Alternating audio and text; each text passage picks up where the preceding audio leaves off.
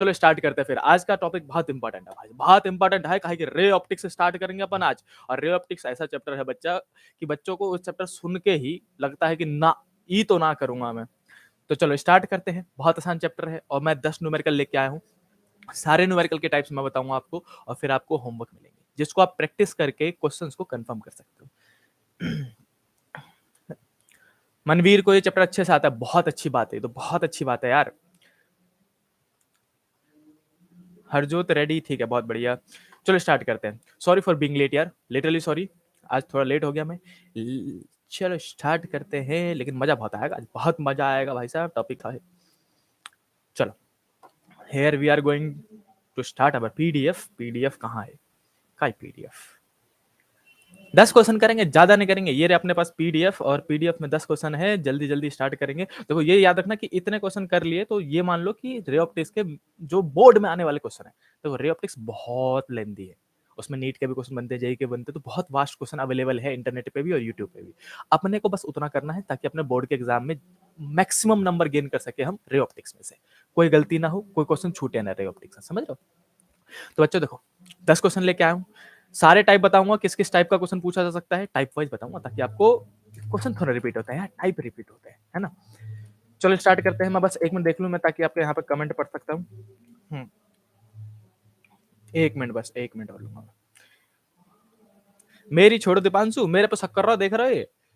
अपनी बताओ, आज ट्यूशन के बहाने कितने लोग घर से बाहर गए थे, जल्दी बताओ। आज तो 14 फरवरी है, इसलिए मैंने ट्यूशन कैंसिल कर दो आज, कि ना बोला आज ना, आज मेरे नाम पर ना भाई।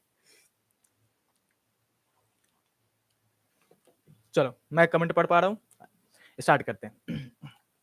देखो भाई, सबसे पहले क्वेश्चन की बात करेंगे। दीपांशु देखो, हरजोत मैं क्या कह रहा हूँ, पहला क्वेश्चन कह रहा है light from a point source in air. Air में था पहले, फॉल करता है उन्होंने स्फेरिकल ग्लास सरफेस। देखो सबसे पहला जानबूझ के मैंने क्वेश्चन लिया है स्फेरिकल ग्लास सरफेस वाला। स्फेरिकल ग्लास सरफेस में जहां क्वेश्चन आ जाए आपको एक ही फॉर्मूला लगता है, बस एक फॉर्मूला है, खत्म। फॉर्मूला बेस्ड क्वेश्चन है ये। और एन मतलब है रिफ्लेक्टिव इंडेक्स, एनसीईआरटी एन मतलब रिफ्लेक्टिव इंडेक्स मानती है, तो देख लेना एन ही छपा आएगा बोर्ड में भी। तो एन मतलब रिफ्लेक्टिव इंडेक्स कितना दे रखा, 1.5। रेडियस ऑफ कर्वेचर दे रखा है 20 सेंटीमीटर, ठीक है। And the distance of the light source, distance of the light source from the glass is 100 centimetre. देखो कछु नहीं है, गिवन लिखना स्टार्ट करते हैं। सबसे पहले राज मेरी बात सुनो, देखो भाई सब आ गए हैं ना, बहुत बढ़िया। विवेक मैं क्या कह रहा हूँ, गिवन लिखते हैं इस क्वेश्चन में। क्या कह रहा है कि स्फेरिकल ग्लास सरफेस, देखो जहां बच्चों को स्फेरिकल ग्लास सरफेस दिखा ना, एक क्वेश्चन याद कर लेना, ये टाइप, ये वाला डायग्राम याद कर लेना। ऐसा वाला अपन ने डेरिवेशन करा था जिसमें ऑब्जेक्ट को बाहर रखा था, यहाँ से ऑब्जेक्ट फिर इमेज बनाते थे, एक फॉर्मूला लिखते थे। इसने यहाँ फॉर्मूला क्या था अपने पास कि अगर ये रेयर में एयर टू ग्लास जा रहा है, एयर टू ग्लास, तो फॉर्मूला था μ2 by v minus μ1 by u और इजकल टू में μ2 माइनस μ1 by r। ये वाला फॉर्मूला होता है अपने पास कि तुषार हम कब यूज करते हैं, जब ऑब्जेक्ट एयर में हो, ऑब्जेक्ट जो है वो रेयर मीडियम में हो, और या फिर एयर में कह दूं, रेयर कह दो या फिर एयर कह दो, दोनों तो बात बराबर हो ना। और अगर इमेज डेंसन में बन रहा हो, बस इतना याद रखना है। अब गिवन लिख लेते हैं जल्दी जल्दी से, सुन रहे हो? गिवन लिखेंगे, बहुत आसान क्वेश्चन है और एक ही फॉर्मूला बेस्ड है, इसलिए मैं करवा रहा हूँ जानबूझ के। मुझे को बताओ कहा आगे देखा है, निशांत प्रजापति रिफ्रैक्टिव इंडेक्स देखा है कितना, एन इजकल टू दे रखा है, एन की जगह हम म्यू लेंगे। देखो म्यू और एन बात बराबर होती है, घबराना मत, दोनों का मतलब रिफ्लेक्टिव इंडेक्स होता है। तो जो म्यू है वो रिफ्लेक्टिव इंडेक्स है और 1.5 लेंगे अपन। क्वेश्चन को हो रहा है कि रेडियस ऑफ कर्वेचर, देखो यहाँ पे रेडियस ऑफ कर्वेचर जो है यानी कि आर की बात कर रहा हूँ, आर की बात कर रहा हूँ, 20 सेंटीमीटर दे रखो, ठीक है। अब आगे कह रहे हो कि बताओ कि जो लाइट सोर्स है, ये लाइट सोर्स वो ग्लास से 100 सेंटीमीटर पर रखा हुआ है। सोर्स मतलब ऑब्जेक्ट होवे है, तो ऑब्जेक्ट की दे रखी है, यू दे रखा, यू यू कितना है, 100 सेंटीमीटर। तो क्वेश्चन पूछा गया हरजोत बताओ कि इमेज कहाँ बनोगा, इमेज बताओ भी। यार बताओ कुछ फॉर्मूला है, सीधे सीधे करंट मैं क्या कह रहा हूँ कि आपको रिफ्लेक्टिव इंडेक्स दे रखा है μ1, देखो ये μ2 है, ग्लास का दे रखा है, क्योंकि पहला मीडियम तो एयर था ना, और एयर का रिफ्लेक्टिव इंडेक्स बताओ मेरे को, जल्दी बताओ कमेंट करके, एयर का रिफ्लेक्टिव इंडेक्स कितना है, जल्दी बताओ, किस किस को पता है कि एयर का रिफ्लेक्टिव इंडेक्स कितना होता है, let me see the comments. चलो भाई साहब स्टार्ट करते हैं, आप भी इंगेज हो गए, मैं भी। करण भट्ट कह रहा है 1 है, शताक्षी कह रही है 1 है, नितिन बहुत बढ़िया, शाबाश नितिन और दिशा बिल्कुल सही कह रहे बच्चों। जो रिफ्रैक्टिव इंडेक्स होता है एयर का, उसको म्यू 1 कह रहा हूँ, 1 होता है। बिल्कुल सही, शाबाश शाबाश। हरजोत को भी आता है, स्नेहा को भी, या को भी आता है, बहुत बढ़िया। अब इस सभी चीजों को बस फॉर्मूले में पुट करना है और आंसर निकालना, सीधे सीधे। जैसे एग्जांपल के लिए म्यू 2 की जगह में क्या लिख दोगे, 1.5 है ना। v निकालना है अपनों को, तो छोड़ दियो। माइनस म्यू 1 कितना है, 1, u कितना है, 100, और इजकल टू में म्यू 2 माइनस म्यू 1, यानी कि म्यू 2 मतलब 1.5 माइनस 1, और अपॉन में r मतलब कितना, 20 सेंटीमीटर। और सेंटीमीटर को सेंटीमीटर में ही रहने देना, मीटर में कन्वर्ट मत करना, क्योंकि जो फाइनल v आएगा उसको भी आपको सेंटीमीटर में ही लिखना है। Got my point. बस इसको सॉल्व कर दो और जल्दी से v निकाल दो, आपका आंसर निकल जाएगा। क्लियर है। अब कैलाश मैंने इस क्वेश्चन को लिया ही क्यों था, क्योंकि मैं तो टाइप और मेन मेन चीजें समझा रहा हूं आपको। इस क्वेश्चन को इसलिए लिया था क्योंकि ये बहुत ऑल्टर क्वेश्चन में से एक हो जाता है, क्योंकि बच्चों को ये वाला फॉर्मूला याद करना और इस पे न्यूमेरिकल प्रैक्टिस करने में बहुत कमी क्या रही होती है बच्चों, समझ रहे हो। तो आपके ब्रेन में क्या रखना है कि जहां स्फेरिकल ग्लास सरफेस आए, ये वर्ड सुन लेना बस। जहां स्फेरिकल ग्लास सरफेस है, आपको एक फॉर्मूला याद होना चाहिए कि mu 2/v minus mu 1/u, mu 2 minus mu 1/r, खत्म। और इसमें बस गिवन ढूंढो क्या क्या दे रखा है और आंसर पुट करो, मतलब क्वेश्चन में फॉर्मूले में पुट करो और सीधे सीधे आंसर निकल जाता है। As simple it is. इसलिए जानबूझ के मैंने सबसे पहला क्वेश्चन ये लिया था, स्फेरिकल ग्लास सरफेस वाला। याद रखना ये पहला टाइप है, स्फेरिकल ग्लास सरफेस। ठीक है काजल, स्फेरिकल ग्लास सरफेस वाला पहला वाला अपने पास है। ये होगा पहला टाइप का क्वेश्चन। Got my point. चलो भाई, मनवीर दूसरे क्वेश्चन पे आते हैं, करण साहू दूसरे क्वेश्चन पे आते हैं। किसी का आंसर निकला ये वी? किसी ने सॉल्व, कॉपी पेन लेके बैठा हो कि ना बैठो, जल्दी बताओ यार। तो कॉपी पेन लेके बैठा करो तभी मजा आएगा। पता है अभी मेरे सराउंडिंग में इतना नॉइज है, आई होप कि बस आपको नॉइज ना जा रही हो। किसी का आंसर निकला, जल्दी बताओ, किसी का आंसर निकलो वरना दूसरे क्वेश्चन पर मूव करूंगा। कर दूं क्या? वेट निकल रहा है। रंजना, हाँ भैया निकल गया। रंजना कितना निकलो आंसर, जल्दी बताओ। छोटे मोटे न्यूमेरिकल सॉल्व मत कराया मेरे से, 12वीं क्लास के यार सीनियर मोस्ट बच्चे हो आप लोग, सीनियर मोस्ट बच्चे। बताओ इसके बाद स्कूल देखने का ना मिलेगा आपको। होगो। रंजना का 100 सेंटीमीटर आ गया, बहुत बढ़िया। पॉजिटिव में 100 सेंटीमीटर। रंजना का पॉजिटिव में 100 सेंटीमीटर। और किसी का आंसर?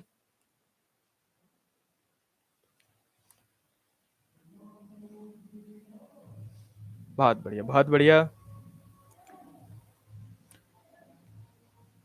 मनवीर का भी 100 सेंटीमीटर आ गया। अनुपम का भी 100 सेंटीमीटर आ गया, बहुत बढ़िया भाई साहब, अच्छे बच्चों आप लोग। चलो स्टार्ट करते हैं। शताक्षी का भी 100 सेंटीमीटर आ गया। आओ दूसरे क्वेश्चन पे मूव करते हैं। आई होप कि आपको पहले क्वेश्चन समझ में आया, जहां स्फेरिकल ग्लास सरफेस बोले, एक फॉर्मूला गिवन और आंसर बस। मनवीर दूसरे क्वेश्चन पे आते हैं। दूसरा क्वेश्चन जो है आदित्य, स्नेहा स्नेहा का भी निकल गया, आदित्य का भी निकल गया, बहुत अच्छा। क्वेश्चन नंबर 2 पे मूव करते हैं बच्चों।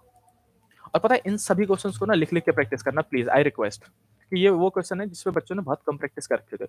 जिन बच्चों के रे ऑप्टिक्स अच्छे हैं, कॉन्सेप्ट तगड़े हैं, you are a brilliant student में से एक, समझ रहे हो।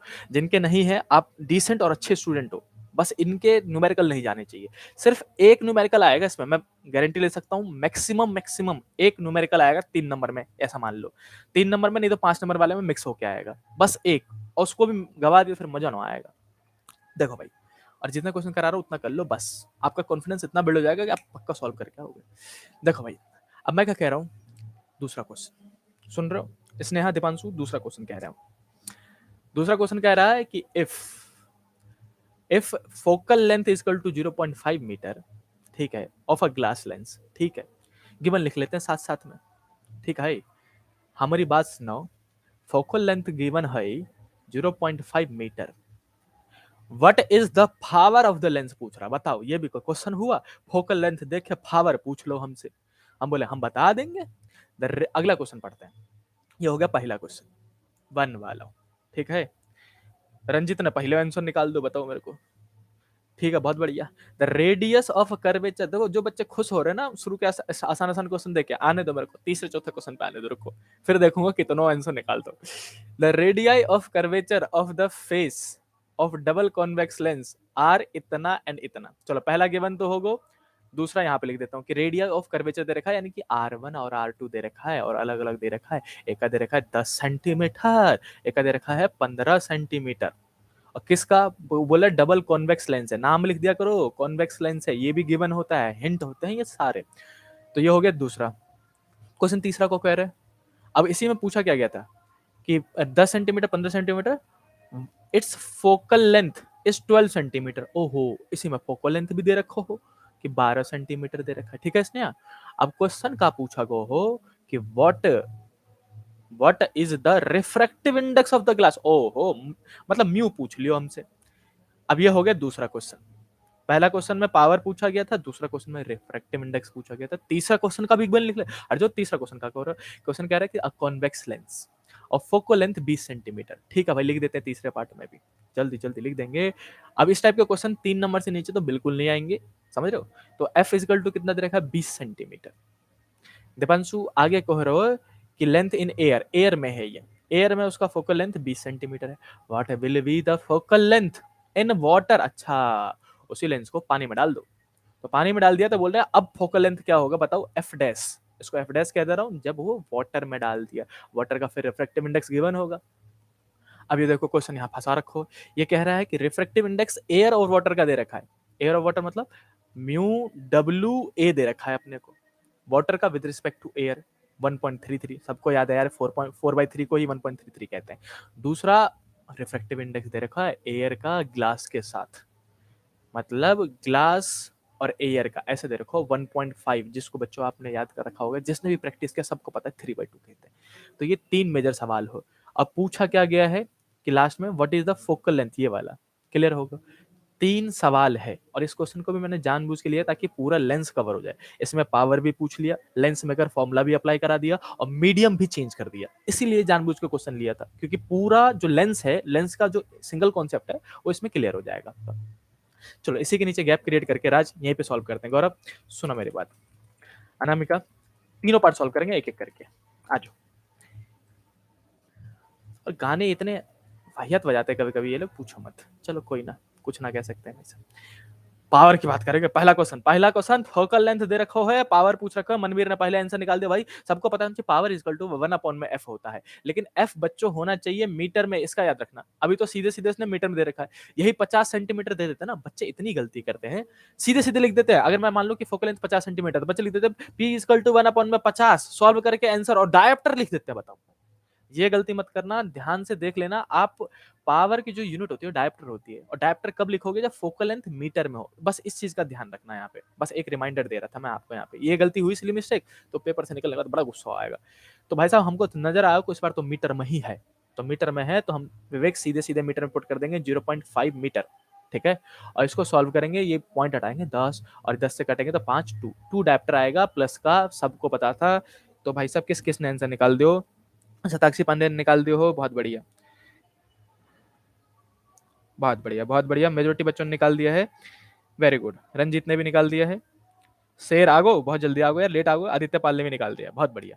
क्या सबको समझ में आया। मैं इस क्वेश्चन को बेसिक में ले रहा हूँ, लेकिन रिमाइंडर दे रहा हूँ, फोकल लेंथ में जो, सॉरी पावर में जो फोकल लेंथ है वो मीटर में होना चाहिए। यहाँ पे मिस्टेक मत करना। आपको लगता है कि आप मिस्टेक नहीं करोगे, आपको लगता है आप धुरंधर हो, लेकिन सिल मिस्टेक होने के चांसेस है, इसलिए एक बार लिख लेना। ठीक है, माइंड में डालते रहने का, फीड करते रहने का।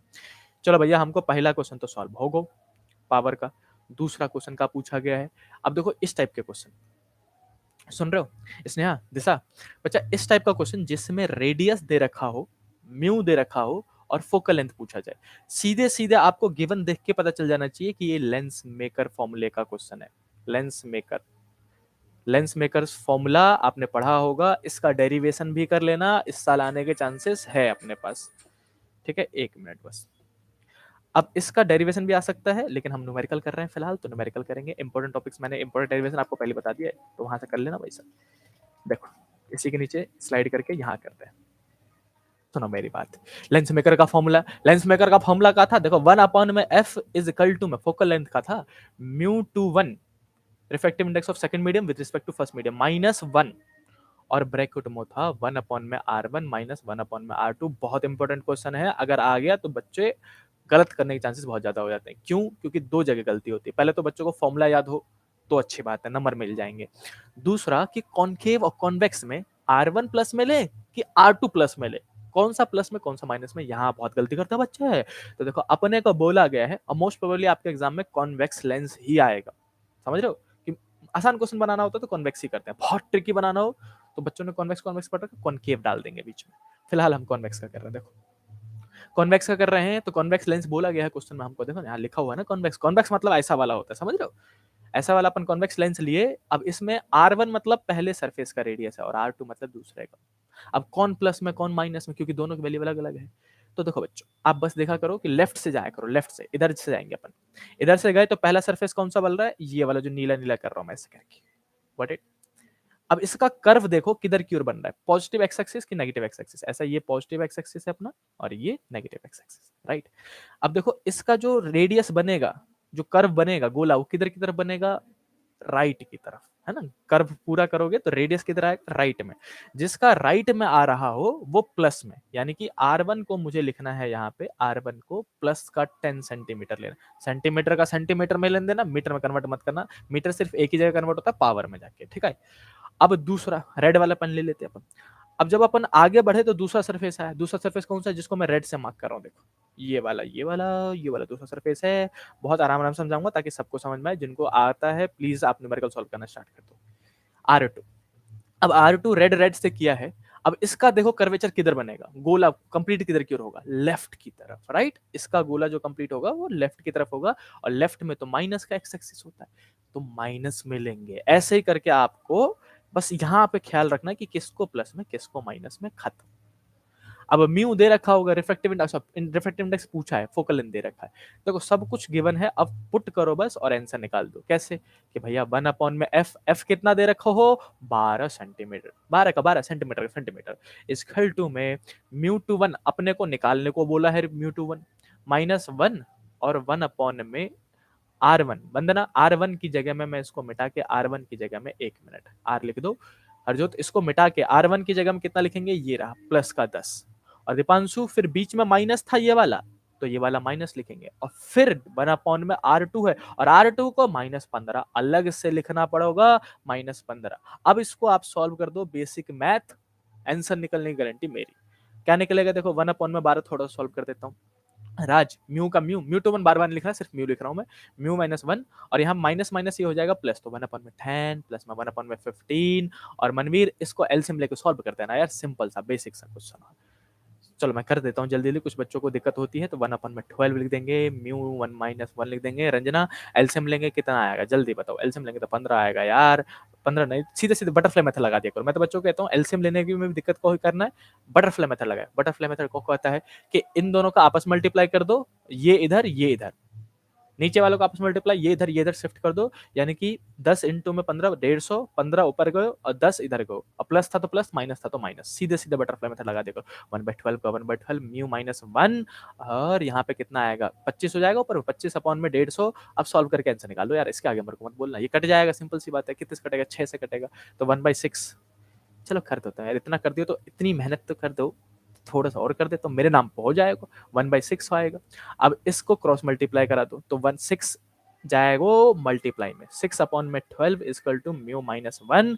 और ये कट्टूस कट्टूस खेलेंगे, 1/2 आ जाएगा। 1/2 मतलब होता है 0.5, तो 0.5 इक्वल टू म्यू -1, -1 उधर जाएगा, प्लस का हो जाएगा, म्यू इक्वल टू 1.5 आ रहा होगा। जल्दी चेक करो भाई साहब, किस, अरे निकाल दो क्या मेरे से पहले, बताओ यार किस किसने निकाल दिया 1.5। स्नेहा ने निकाल दिया, करण भट्ट ने निकाल दिया, रंजना ने, मनवीर ने।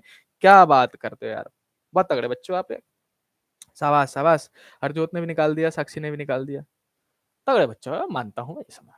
बहुत बढ़िया, वेरी गुड वेरी गुड, मजा आ गो भाई साहब, बिल्कुल झक्कास। आदित्य ने निकाल दियो, नीलू ने भी निकाल दियो, आ जाओ। ऐसे मजा आता है भाई साहब, जब तगड़े तगड़े बच्चे सामने बैठो ना, मजा आता है। क्वेश्चन नंबर 30, 3 पार्ट थे। पहले तो पावर निकाला, जिसमें याद रखना है फोकल लेंथ मीटर में होना चाहिए। दूसरा R1 R2 म्यू दे दे और एफ दे दे, लेंस मेकर फॉर्मूला है यार। और तीसरा क्वेश्चन जानबूझ कर लियो हो ताकि पूरा लेंस ही कवर हो जाए, ये वाला ये वाला ये वाला, सुन रहे हो। तीसरा क्वेश्चन में बोला गया है कि फोकल लेंथ एयर में 20 था, तो बताओ वाटर में डालने पे कितना हो जाएगा। और ये रिफ्रैक्टिव इंडेक्स ऐसे करके दे रखा है। तो बच्चों कुछ नहीं करना होता है, फिर से लेंस मेकर ही लगेगा। आसान क्वेश्चन, बिल्कुल हल्के मत ले लेना इसको। कोई ट्रिक वाले फॉर्मूला अप्लाई करने जाओगे, लेंस मेकर फॉर्मूला नहीं लिखा आपने बोर्ड में, तो नंबर काट देंगे आपके। और याद रखना, जहां आपके 90 प्लस हुए नंबर, वहीं पे कॉपी डबल चेक हो जाती है। कई बार 95 प्लस हो गए, 97 बन रहा है, 98 99 बन रहा है, कॉपी ट्रिपल चेक होगी आपकी। फिर वो ढूंढने गए कि सिली मिस्टेक कहाँ किया बच्चों ने, कहाँ नंबर काट सकता हूँ, 0.5 कैसे 95 से नीचे लेके आऊंगा, ऐसे मतलब बहुत दिक्कत हो जाती है। अगर सिली मिस्टेक आपने किया होगा तो फिर नंबर के नीचे ले आते हैं। इसीलिए अपनी कॉपी इतनी परफेक्शन से लिखनी है कि ढूंढ लो कहाँ ढूंढोगे गलती, मिलोगे ही ना, समझ रहे हो। चलो आज क्वेश्चन नंबर तीसरा पे चलते हैं। देखो सबको पता है कि पहले इक्वेशन बना लो, 1 में एफ एयर कह रहा हूं मैं, एफ ए इजकल टू में म्यू इन एयर, एयर का रिफ्रेक्टिव इंडेक्स विद ग्लास लेंगे क्योंकि ग्लास और एयर की बात हो रही है, ग्लास एयर में रखा गया था, तो हम लिखेंगे म्यू जी ए वाला, फिर -1 कर देंगे और फॉर्मूला तो वही है ना, 1 में R1 -1 में R2, और R1 R2 इसमें ना गिवन हो, ऊपर वाले का R1 R2 लेके पुट मत कर देना। दूसरा इक्वेशन बनाएंगे 1 में F water F W is equal to, अब इस बार ग्लास रखा हुआ है पानी में, देखो यहाँ पे लिख देता हूँ, ये ग्लास है और ये अपने पास नीला नीला, नीले नीले अंबर, पानी पानी रखो हो, पानी ऐसा करके, समझ गो। अब इस बार रिफ्रेक्टिव इंडेक्स लेना है, refractive index of glass with respect to water, आपको ये भी देख लो, glass with respect to water चाहिए, GW चाहिए, तो इसको कैसे निकालोगे, देखो इस वाले को डिवाइड कर दोगे इस वाले से, क्योंकि G वाले को W से डिवाइड करोगे तब जाके GW निकलेगा, तो इस बार आपको करना पड़ेगा कि म्यू जी ए वाले को डिवाइड कर दोगे आप म्यू डब्ल्यू ए वाले से, ऐसे करके निकलता है GW, समझो, ये भी ट्रिक था यहाँ पे क्वेश्चन में, और ऐसे क्वेश्चन फंसा दो ना बच्चों की तो भाई साहब जान निकल जाए कि का दे तो ये, लेकिन प्रैक्टिस करने से इस टाइप के क्वेश्चन भी कर देना आपने, खुशी इतनी ज्यादा होगी आपको, गर्व महसूस होगा खुद पे। अब देखा भाई, मेरी बात सुनो, इक्वेशन में दोनों को डिवाइड कर देना एज सिंपली, बता रहा हूँ। अब फॉर्मूला लिखने के बाद elimination method is the best method, ऐसे करके अप्लाई किया कि मैं दोनों साइड क्या मार दूंगा, डिवाइड, ताकि कुछ कुछ चीजें कट्टिस कट्टिस हो जाएंगी और मेरा बोझ हल्का हो जाएगा। इसने देखो ये वाला पार्ट बच्चा और ये वाला पार्ट हरजोत पूरा कट जाएगा, गिवन है। बस आपको सॉल्व क्या करना है, इसी के नीचे में सॉल्व कर देता हूँ, रुको रुको रुको, आ जाओ, थोड़ा सा सॉल्व करूंगा, जितना जगह है उतना ही, बाकी आप लोग करना। 1 में एफ एयर कितना था 20, रुक जाओ 1 मिनट, 20 को थोड़ा ऊपर लिखूंगा, 1 में एफ कितना था 20, और 1 में एफ डब्ल्यू जो कि अपने को निकालना है, दोनों को डिवाइड करो, एलएचएस को एलएचएस डिवाइड, आरएचएस को आरएचएस डिवाइड, इजकल टू में म्यू जी ए कितना 1.5, 1.5 -1 मैं यहीं पे कर दे रहा हूँ, 1.5 है ये, -1 0.5 बच्चों को, अपन में म्यू जी डब्ल्यू कितना हो 1.5, 1.5 अपॉन में 1.33 और -1, अब इस न्यूमेरिकल को सॉल्व कर लो यार, सॉल्व करो, एफ डब्ल्यू निकालो, एफ डब्ल्यू देखो यहाँ पे मैंने लिख रखा है 78.2 के आसपास आना चाहिए, ठीक है, और जिन बच्चों ने निकाल लो वो मेरे को कमेंट करके बता देना कि हाँ भैया मैंने निकाल दो, शाबाशी तो मिलती है आप लोगों को इस बात का, समझ रहे हो, जिसने निकाल दो इसको। अब जगह ना है मेरे पास, वरना मैं सॉल्व कर देता।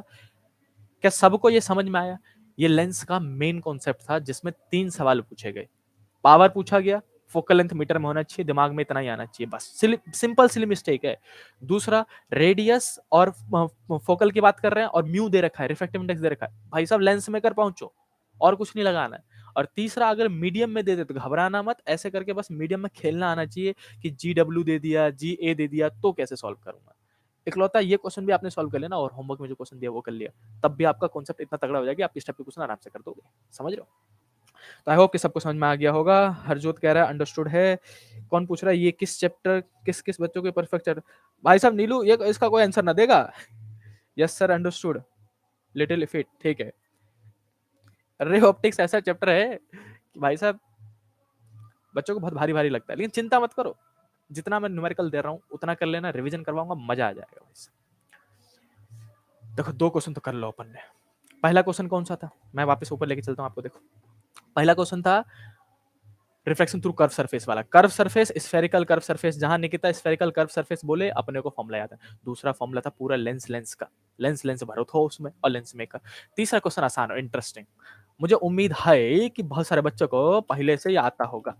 तीसरा क्वेश्चन, क्वेश्चन पढ़ो जल्दी समझो, बताओ किस किस को ये वाला कॉन्सेप्ट पता है, जादूगर वाला यार, वो जो जादूगर लेते हैं ग्लास और पानी में डालते जादू गायब, ये वाला कॉन्सेप्ट किस किस को पता है, जल्दी बताओ।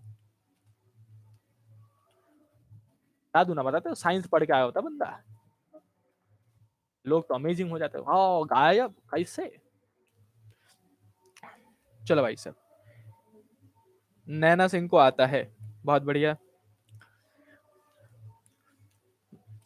मैं कमेंट पढ़ रहा हूँ आपके, चलो मैं आपके साथ क्वेश्चन पढ़ देता हूँ पहले। क्वेश्चन कह रहा है a magician during a show make a glass lens, glass का लेंस लिया उन्होंने of refractive index 1.45 1.47 disappear through a liquid, एक लिक्विड में डाला और डिसअपियर हो गया, गायब हो गो, दिख ही ना रहो, मतलब ऐसा करके कि मान लो ये लिक्विड है अपने पास, पीला पीला लिक्विड है, ठीक है, और बाहर में एक ग्लास ले रखो नीले कलर का, ऐसे करके बाहर में था तो लोगों को दिख रहा था, ठीक है, इसका रिफ्रैक्टिव इंडेक्स कितना है, म्यू दे रखा है 1.47।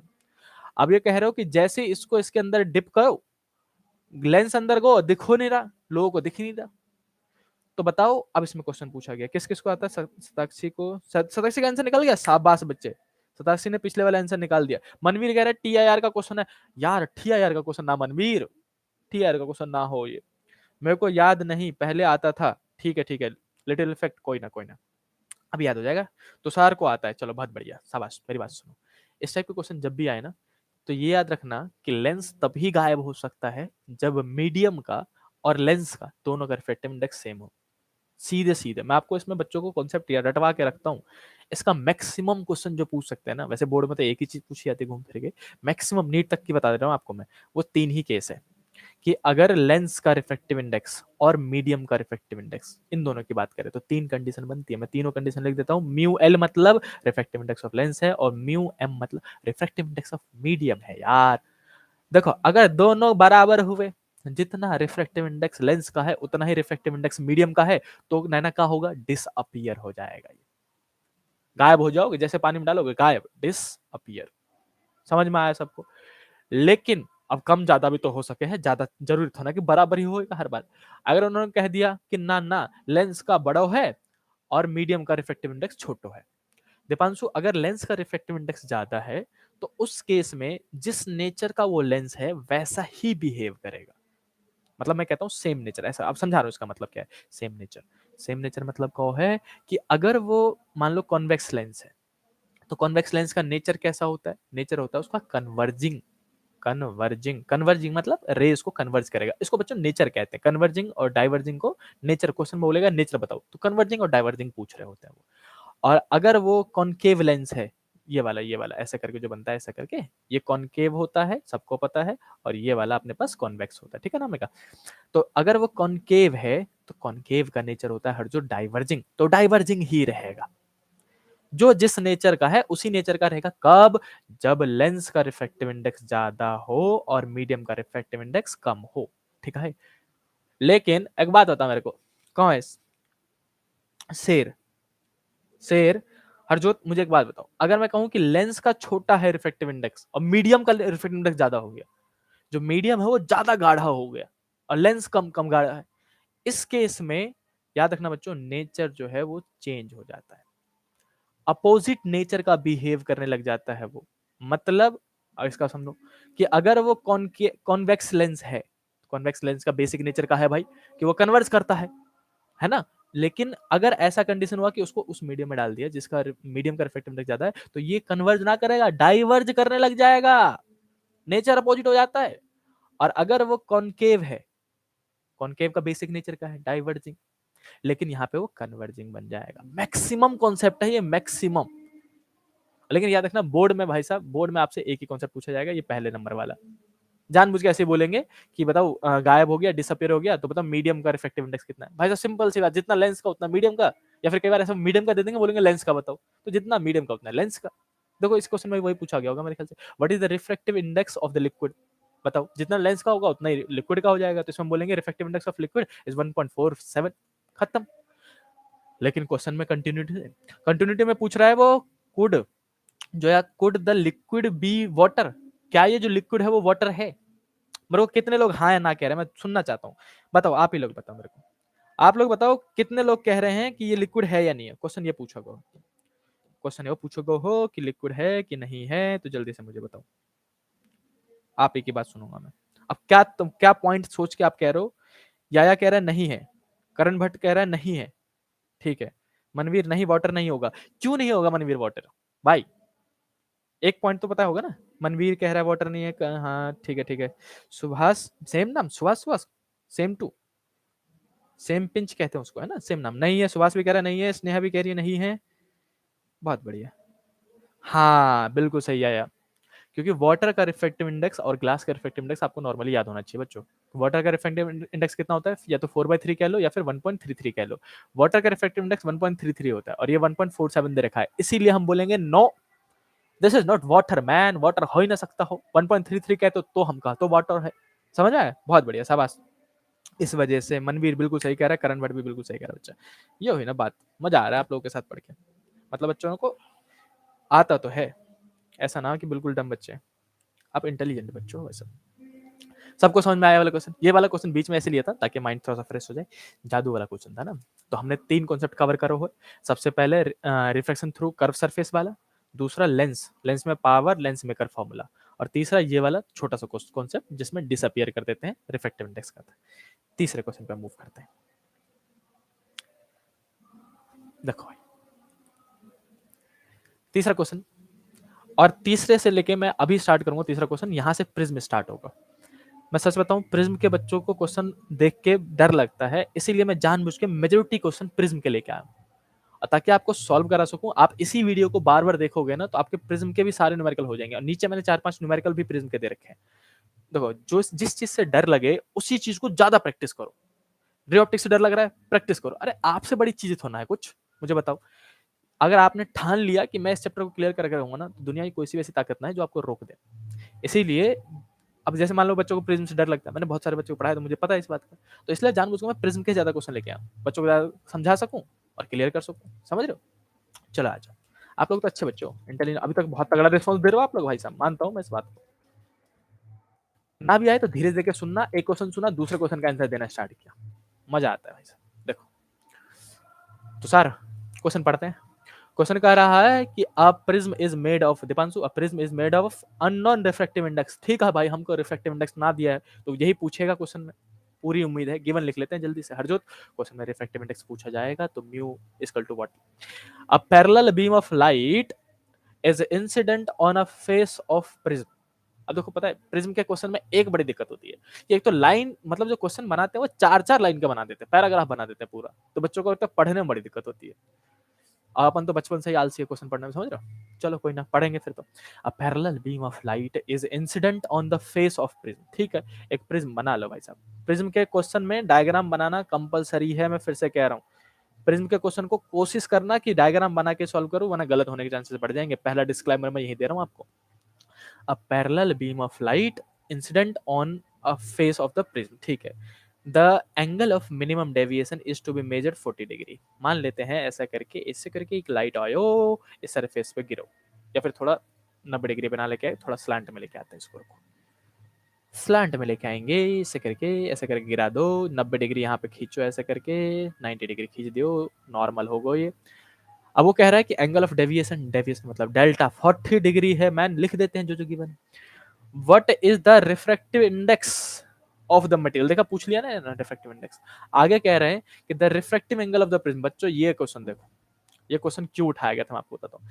जहां लाइन है the refracting angle of the prism, जहां ये लाइन बोल दिया गया, अब बच्चों को क्या माइंड में क्या फीड है कि जहां रिफ्रैक्टिंग एंगल है मतलब एंगल आर। सिंपल सी बात है, जहां बच्चा रिफ्रैक्शन सुनेगा, रिफ्रैक्टिंग एंगल सुनेगा, बच्चे के माइंड में क्या इमेजिन कर लेगा कि ये तो आर दे रखा है, और वो आर की वैल्यू लिख देगा जो भी आगे है, 60 डिग्री दे रखा है ऐसा करके, मान लो 60। लेकिन यहाँ पे ट्रिक है। ट्रिक क्या है कि उन्होंने क्वेश्चन में क्या कह रखा है, refracting angle of the prism, of the रे नहीं बोला। क्वेश्चन में फिर से रिपीट कर रहा हूं, अगर वो बोले रिफ्रैक्टिंग एंगल ऑफ द रे तो आर दे रखा है। Refracting angle of ray R, refracting angle of prism मतलब ए है, आर ना है, ये ए दे रखा है, ए मतलब angle of prism. Angle of prism को ही रिफ्रैक्टिंग एंगल ऑफ प्रिज्म भी कहते हैं। मैं फिर से रिपीट करता हूं, जहन में डाल लो इसको, कि एंगल ऑफ प्रिज्म को ही रिफ्रैक्टिंग एंगल ऑफ प्रिज्म कहते हैं। अगर यहीं पे रिफ्रैक्टिंग एंगल ऑफ रे होता या फिर इंसिडेंट लाइट होता तो मैं उसको स्मॉल आर मानता। यहाँ पे बच्चों ए दे रखो है, देखो यहाँ पे मिस्टेक होने के चांसेस थे 60 डिग्री, और जिस बच्चे ने गिवन ही गलत लिखा हो सोचो ढूंढता रह जाएगा आंसर। और एक क्वेश्चन बोर्ड में ना बने ना तो अगला क्वेश्चन और ना बन रहा होता है। जैसे मान लो आप सॉल्व करते करते पीछे सॉल्व करते हुए आ रहे हो, और मान लो कि आप 12वें क्वेश्चन पे पहुंच गए या फिर 22वें क्वेश्चन पे पहुंच गए, 22वां क्वेश्चन नहीं हुआ, तो उसके टेंशन में 21वां क्वेश्चन भी ना समझ में आ रहा होता है, उसके क्वेश्चन में 20वां, फिर जाके 19वां समझ में आता है। इतना टाइम लग जाता है रिकवर करने में। इसीलिए गिवन लिखना बहुत जरूरी है, वो भी सही सही। ठीक है, चलो आ जाओ आ जाओ आ जाओ।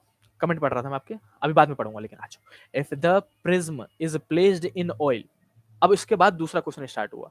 पहला क्वेश्चन यहाँ पूछ लिया इन्होंने कि अगर डेविएशन इतना है, एंगल ऑफ प्रिज्म इतना है, तो म्यू बता दो मेरे को कितना होगा। ठीक है, और उसके बाद दूसरा क्वेश्चन पूछा गया है कि if the prism is placed in oil of refractive index इतना, predict the new angle of minimum deviation.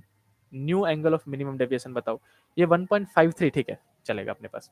तो यहाँ पे दूसरा क्वेश्चन लिख देता हूं मैं कि इसको, इसी प्रिज्म को ऑयल में डाल दो, ऑयल में ऐसे करके स्नेहा, ऐसे करके डाल दो। ठीक है, और देखो ये वीडियोस ना वही बच्चे पूरा देख पाएंगे जो मेहनती होंगे, क्योंकि रे ऑप्टिक्स थोड़े से लेंदी और कॉन्सेप्चुअल होते हैं। मजा आ रहा है तो समझ में आएगा।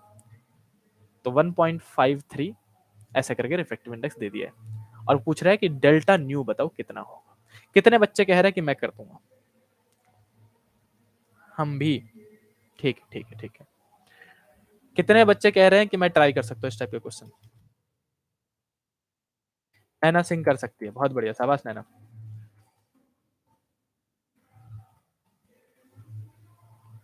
वंशिका कह रही है हम कर देंगे, सताक्षी कह रही है हम कर देंगे, आदित्य पाल, शाबाश। ये हुई ना बात, अगर आप ट्राई करने भी जाओगे ना तब भी आंसर निकलने के चांसेस बढ़ जाते हैं इसके। आ जाओ, अब इस क्वेश्चन में लगना क्या है, सिंपल सिंपल सा एक फॉर्मूला लगना है। मैं प्रिज्म के जो फॉर्मूले बताऊंगा ना उतने ही फॉर्मूले याद रखना, उतने ही फॉर्मूले बार बार घूम फिर के लगेंगे, इस बात की मैं गारंटी देता हूँ। 3 फॉर्मूले मैं बता रहा हूँ प्रिज्म के, यहीं पे बता दे रहा हूँ, यहीं पे 3 फॉर्मूले मैं बता दे रहा हूँ प्रिज्म के, जो मैक्सिमम आपके न्यूमेरिकल आपके बोर्ड के सिलेबस में लगेंगे। बोर्ड के सिलेबस में इससे ज्यादा ना लगेगा। सुनो, सबसे पहला मेजर जो बड़ा वाला फॉर्मूला है, म्यू इज इक्वल टू में राज साइन डेल्टा प्लस में ए अपॉन में 2 और अपॉन में साइन ए बाई 2। कुछ बच्चे इस फॉर्मूले को देख के ही डर जाते हैं, लेकिन मैं सच बताऊं, ये फॉर्मूला अप्लाई करना सबसे आसान काम है पूरे रे ऑप्टिक्स में, सबसे आसान काम। मैं आपको बताता हूं, एक दो क्वेश्चन कराऊंगा, अभी समझ जाओगे। ओ भैया फालतू में डरता था मैं। दूसरा क्वेश्चन बच्चे भूल जाते हैं कि स्नेल्स लॉ का भी बहुत बड़ा योगदान है। प्रिज्म में मैंने बोला था ना, लास्ट क्लास में बोला था कि स्नेल्स लॉ आ सकता है, तो म्यू इज इक्वल टू में साइन आई अपॉन में साइन आर भी होता है, इसको मत भूलना, जो कि प्रिज्म में लगेगा। और तीसरा तीसरा तीसरा तीसरा फॉर्मूला होता है बच्चों डेल्टा का। Delta is equal to mu minus 1 into में ए कह लो, या फिर डेल्टा इज इक्वल टू में ही 2i माइनस का ए। ये दो फॉर्मूले डेल्टा का है, मतलब मिनिमम डेविएशन का है। अच्छा मुझे एक बात बताओ, डेल्टा से मेरे को क्वेश्चन याद आया, कितने लोगों को मिनिमम डेविएशन का ग्राफ बनाना आता है? जिस साल ये सवाल पूछा गया था, इतना मतलब कहते हैं ना अनयूजुअल क्वेश्चन, अनएक्सपेक्टेड क्वेश्चन में से एक क्वेश्चन था, ये पता है? उसके बाद टीचरों ने इसको क्लास में पढ़ाना स्टार्ट कर दिया कि कैसे बनाएंगे graph of minimum deviation with incident ray. लेकिन जिस साल ये पूछा गया था, बहुत अनयूजुअल क्वेश्चन था, बच्चों को पता ही नहीं था कैसे बनाते हैं। कितने लोगों को आता है?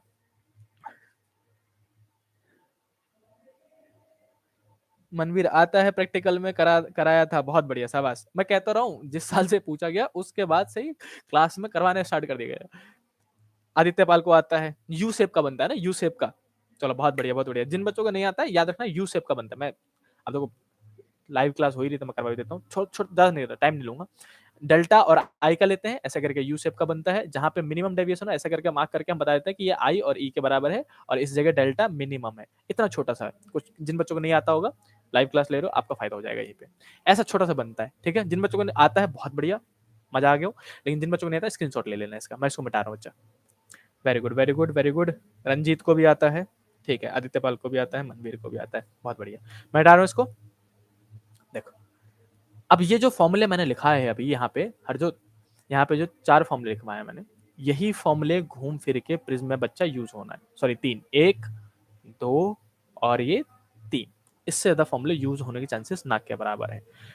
देखो अब मैं बताता हूँ, इस वाले फॉर्मूले में बताओ कौन सा क्वेश्चन यूज करोगे। आपसे रिफ्रैक्टिव इंडेक्स पूछा गया है, रिफ्रैक्टिव इंडेक्स किससे निकालोगे, या तो पहले फॉर्मूले से या फिर दूसरे फॉर्मूले से। ए दे रखा है और डेल्टा दे रखा है, सबको पता है पहला फॉर्मूला लगाना है। मैं जल्दी से नैना पहला फॉर्मूला लगाऊंगा, म्यू इज इक्वल टू में रंजना साइन का साइन दीपांशु।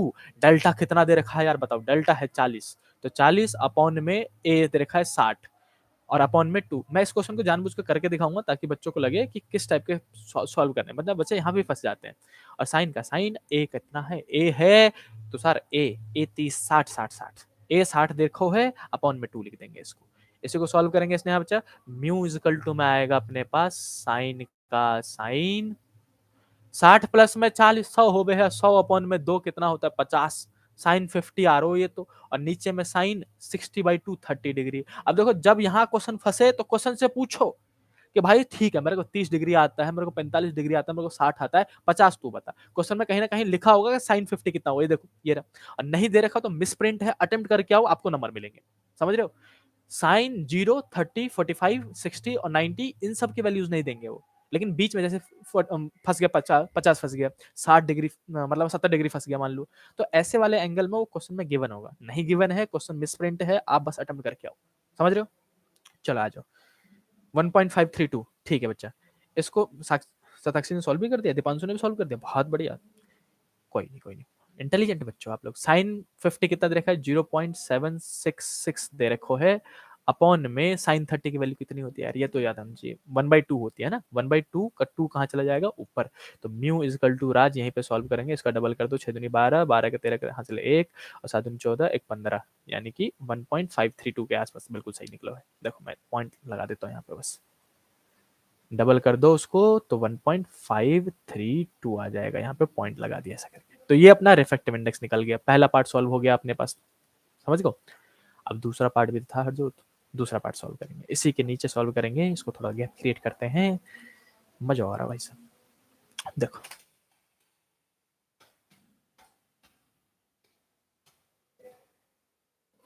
अच्छा, पता है आप लोग तो फिर भी मेहनत कर रहे हो, जो बच्चे अभी भी अलर्ट नहीं हुए, एग्जाम से सिर्फ 1 हफ्ता रह गया है, अभी भी कुछ बच्चे क्लास नहीं लेते हैं, या फिर डर के मारे क्लास नहीं ले रहे हैं, या फिर याद ही नहीं कर रहे हैं, उनको लगता है अभी 1 हफ्ता है। सच बताऊं एग्जाम वाले दिन बैठ के ना इतना रिग्रेट फील होगा उनको, उनको सारे क्वेश्चन ऐसे लगेंगे कि पढ़े हुए हैं लेकिन आता कुछ नहीं है। उस दिन जो उनको रिग्रेट फील होगा, आंसू रोएंगे वो खून के, लेकिन दिखेगा नहीं किसी को। चलो क्वेश्चन दूसरे पे आते हैं।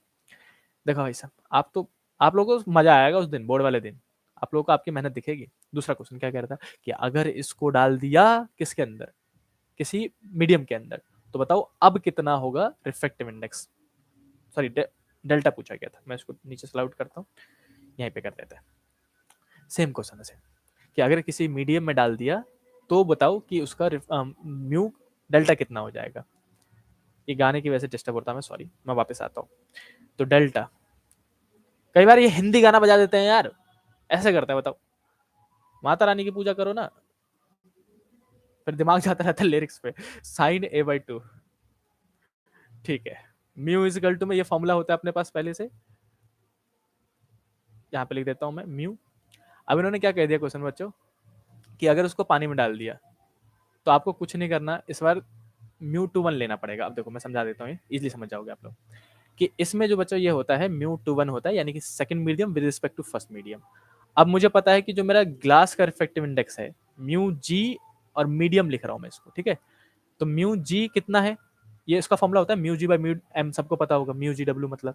μg कितना है, μg है अपने पास जो अभी निकाला है हमने 1.532, ये वाला है ना ग्लास का 1.532, और अपॉन में मीडियम का कितना दे रखा क्वेश्चन में देखना जरा, मीडियम का रिफ्रैक्टिव इंडेक्स कहाँ दे रखो, ये रहा 1.53 ही है। ओहो तब तो मजा आ गो, 1 पॉइंट मीडियम का भी 1.5 ही है, 1.5 ही है, तो इसको कट्टिस करके अराउंड 1 ही मान लूंगा मैं, यानी कि refractive index of glass with respect to medium जो है वो 1 है। तो 1 इजकल टू पुट कर दो साइन का साइन, डेल्टा इस बार हमको निकालना है, ए 60 था हरजोत, और डिवाइड में 2 और साइन का साइन, और ए 60/2 हो जाएगा। जल्दी जल्दी सॉल्व कर देते हैं इसको, बताओ यहाँ पे LHS में 1 था, क्योंकि सेम था दोनों का तो कट गया था वो। नैना इजकल टू में काजल साइन का साइन, 15 डेल्टा का डेल्टा, 60 का 60, अपॉन में 2 का 2, और अपॉन में साइन 30 हो जाएगा नीचे में, है ना। साइन 30 कितना होता है दीपांशु, 1/2 होता है यार, तो आदित्य ये जाके मल्टीप्लाई, तो कितना आएगा 1/2 इजकल टू में 1 इंटू में 1.2, 1/2 तो 1/2 ना, और यहाँ पे बच्चों साइन डेल्टा प्लस 60 अपॉन में 2। मैं जानबूझ के इसको सॉल्व कर रहा हूँ क्योंकि मुझे पता है कुछ बच्चे यहाँ आके फंस जाते हैं, अब उनको पता ना होता यहाँ के बाद क्या करे, ये बेसिक मैथनो आती है इन बच्चों, कुछ बच्चों को, समझ रहे हो। Little effect, thank you for this super chat man, I am getting it first time, thank you so much. Little effect ने सुपर चैट किया है, सर फिजिक्स में 30 आउट ऑफ 70 मिले प्री बोर्ड में, अब क्या करूं? यार प्री बोर्ड तो 30 का ही होता है ना। अभी मैं 1 मिनट में आता हूँ, 1 मिनट में आता हूँ आपके चैट पे, 1 मिनट रुकिए, बस इस क्वेश्चन को सॉल्व करा दो बच्चा। अब कुछ बच्चे जो है यहाँ पे आके फंस जाते हैं भाई साहब, मुझे बताओ, कुछ बच्चे यहाँ पे आके फंस जाते हो, कैसे सॉल्व करेंगे? अब मैं आपको बताता हूँ, जो ये एलएचएस की वैल्यू हो और सामने कोई साइन कोसाइन हो, तो आप इसको उसी में कन्वर्ट करो कि साइन 1/2 कब होता है?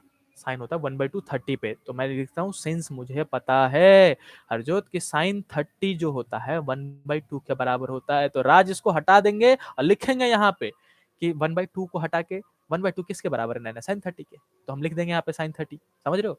और इजकल टू में साइन का साइन, डेल्टा का डेल्टा, 60 का 60, इसने अपॉन में 2 का 2 बच्चा, ठीक है। अब शिवेंद्र देखो बच्चा, साइन से साइन कट्टिस नहीं होता, कंपेयर हो जाता है। देखो ऐसा करके काट मत देना, वरना बोर्ड में इसके भी नंबर काट देंगे वो। कभी ट्रिगोस कटते नहीं है बच्चे, आप गायब कर सकते हो बिना कुछ बोले। इनको बोल दो कि भैया हम कंपेयर करके गायब कर दो, यहाँ पे सिर्फ 30 डिग्री बचा, इजकल टू में यहाँ दोनों साइड से साइन हटा दो, और डेल्टा प्लस में करंट भट 60 अपॉन में 2 बचेगा। अब बच्चा बेसिक मैथ है, इसको सॉल्व कर दो। कैसे? इधर 2 जाएगा, मल्टीप्लाई में हो जाएगा, 60 डिग्री हो जाएगा, इजकल टू में डेल्टा प्लस में 60 हो जाएगा, 60 इधर जाएगा, 60 प्लस में था, इधर जाएगा माइनस में, 60 माइनस 60 0 डिग्री, आंसर आ जाएगा 0 डिग्री। इस क्वेश्चन को मैंने जानबूझ के मैनिपुलेट किया था, क्वेश्चन आंसर कुछ और आया होगा। मैंने क्वेश्चन को मैनिपुलेट किया था, आंसर चेक कर लेना, 120 नहीं आएगा, ये 0 डिग्री आएगा, ये माई मिस्टेक है, ठीक है। आंसर ऐसे करना होता है। मैंने आपको जानबूझ के करके दिखाया क्योंकि कुछ बच्चे यहाँ आके फंस जाते हैं। जब न्यूमेरिकल वैल्यू आ रही होती है बच्चों के पास, तो वो भूल जाते हैं कि इसको करेंगे कैसे। भाई साहब साइन में लेके चले जाओ और फिर साइन से साइन कंपेयर कर दो। आया समझ में? जल्दी से मुझे बताओ, क्या ये पहला कॉन्सेप्ट समझ में आया प्रिज्म का, जिसमें मैंने पहला फॉर्मूला अप्लाई करना सिखाया आपको? पहला फॉर्मूला कैसे अप्लाई करेंगे, राइट? जल्दी से हाथ खड़े करके बताओ मेरे को।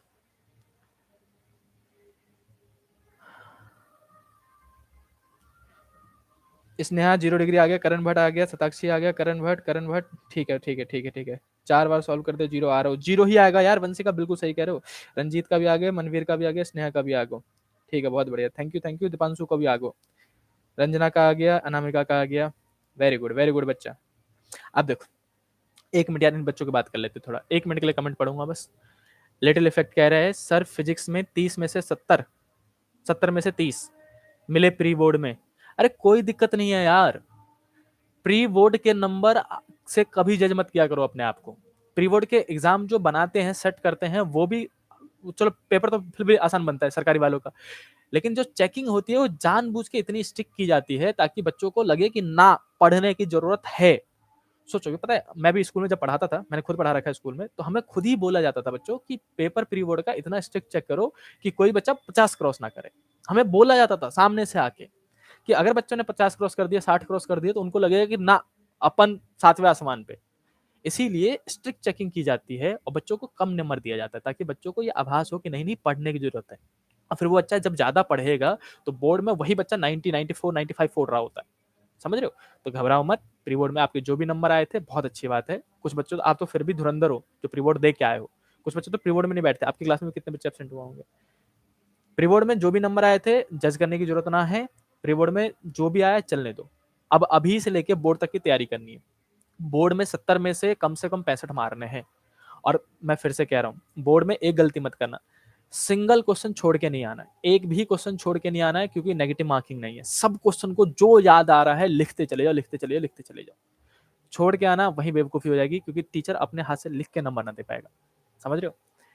हम जब चेक करते हैं तो हम खुद ही रो रहे होते हैं बच्चों की, क्यों नहीं लिखा इसने, कुछ तो लिखता, आधे नंबर, 1 नंबर, 2 नंबर, कुछ तो दूंगा मैं इसको। इसीलिए लिख के आना, अपनी बोर्ड पे चेक नहीं करने का। Little effect, you all are amazing, going good. Shivendra Pratap, thank you for this super chat. बच्चा नेक्स्ट लाइव क्लास मैं अभी से लेके प्री बोर्ड तक, बोर्ड तक, अभी से लेके बोर्ड तक मैं हर रोज 9:30 बजे रात में लाइव क्लास दूंगा आप लोगों को, एवरी सिंगल नाइट। अनलेस कोई ट्रेजेडी हो गई, मैं अगर मेरी तबीयत ठीक रही तो मैं हर रोज लाइव क्लास दूंगा 9:30 से 10:30, 11, जितने बजे तक आपको समझा सकूं मैं, एवरी सिंगल डे आपके बोर्ड तक। चलो स्टार्ट करते हैं अगला क्वेश्चन।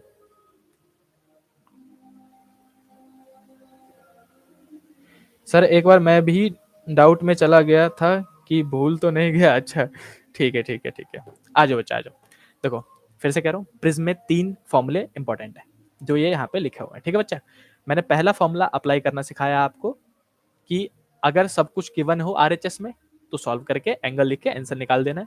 और कई बार ऐसा होता है कि आरएचएस में से ही जैसे डेल्टा निकालना पड़ गया, ए निकालना पड़ गया, तो उस टाइम पे भी घबराना मत, सॉल्व करते जाना और जो लास्ट में न्यूमेरिकल वैल्यू आएगी उसको साइन में कन्वर्ट कर देना कि साइन 30 के बराबर होता है, साइन 60 के बराबर होता है और हमेशा ऐसे न्यूमेरिकल वैल्यू बनेगा ही बनेगा। क्लियर? चलो, अब अगले पे क्वेश्चन पे मूव करते हैं, दूसरे क्वेश्चन पे। दीपांशु, दीपांशु, बात सुनो मेरी। देखो बच्चा, आ जाओ। मैं ना दूसरा क्वेश्चन जल्दी जल्दी पढ़ते हैं, ठीक है? आसान क्वेश्चन में से एक है, प्रिज्म का है और आप लोग मेहनत करोगे ना, मैं कहता रहा हूँ जी जान लगा दूंगा आप लोगों के पीछे में अभी। बोर्ड तक जितना आप कहोगे, जिस चैप्टर का कॉन्सेप्ट कहोगे उसी में, पहले मैं सारे चैप्टर के न्यूमेरिकल करा लूँ, फिर डेरिवेशन कहोगे डेरिवेशन तक करा दूंगा आप लोगों को, सैंपल पेपर भी यही करा दूंगा। चलो, और बाकी बच्चों के ऑफलाइन, जो बच्चे मेरे पास ऑफलाइन है, ऑफलाइन उनकी क्लास होती रहेगी, टेस्ट होगा अभी स्टार्ट, प्री सैंपल पर करेंगे। चलो भाई साहब, क्वेश्चन नंबर 5 की बात करें। क्वेश्चन नंबर 5 की बात कर रहे हैं, a ray of light incident on an equilateral glass prism.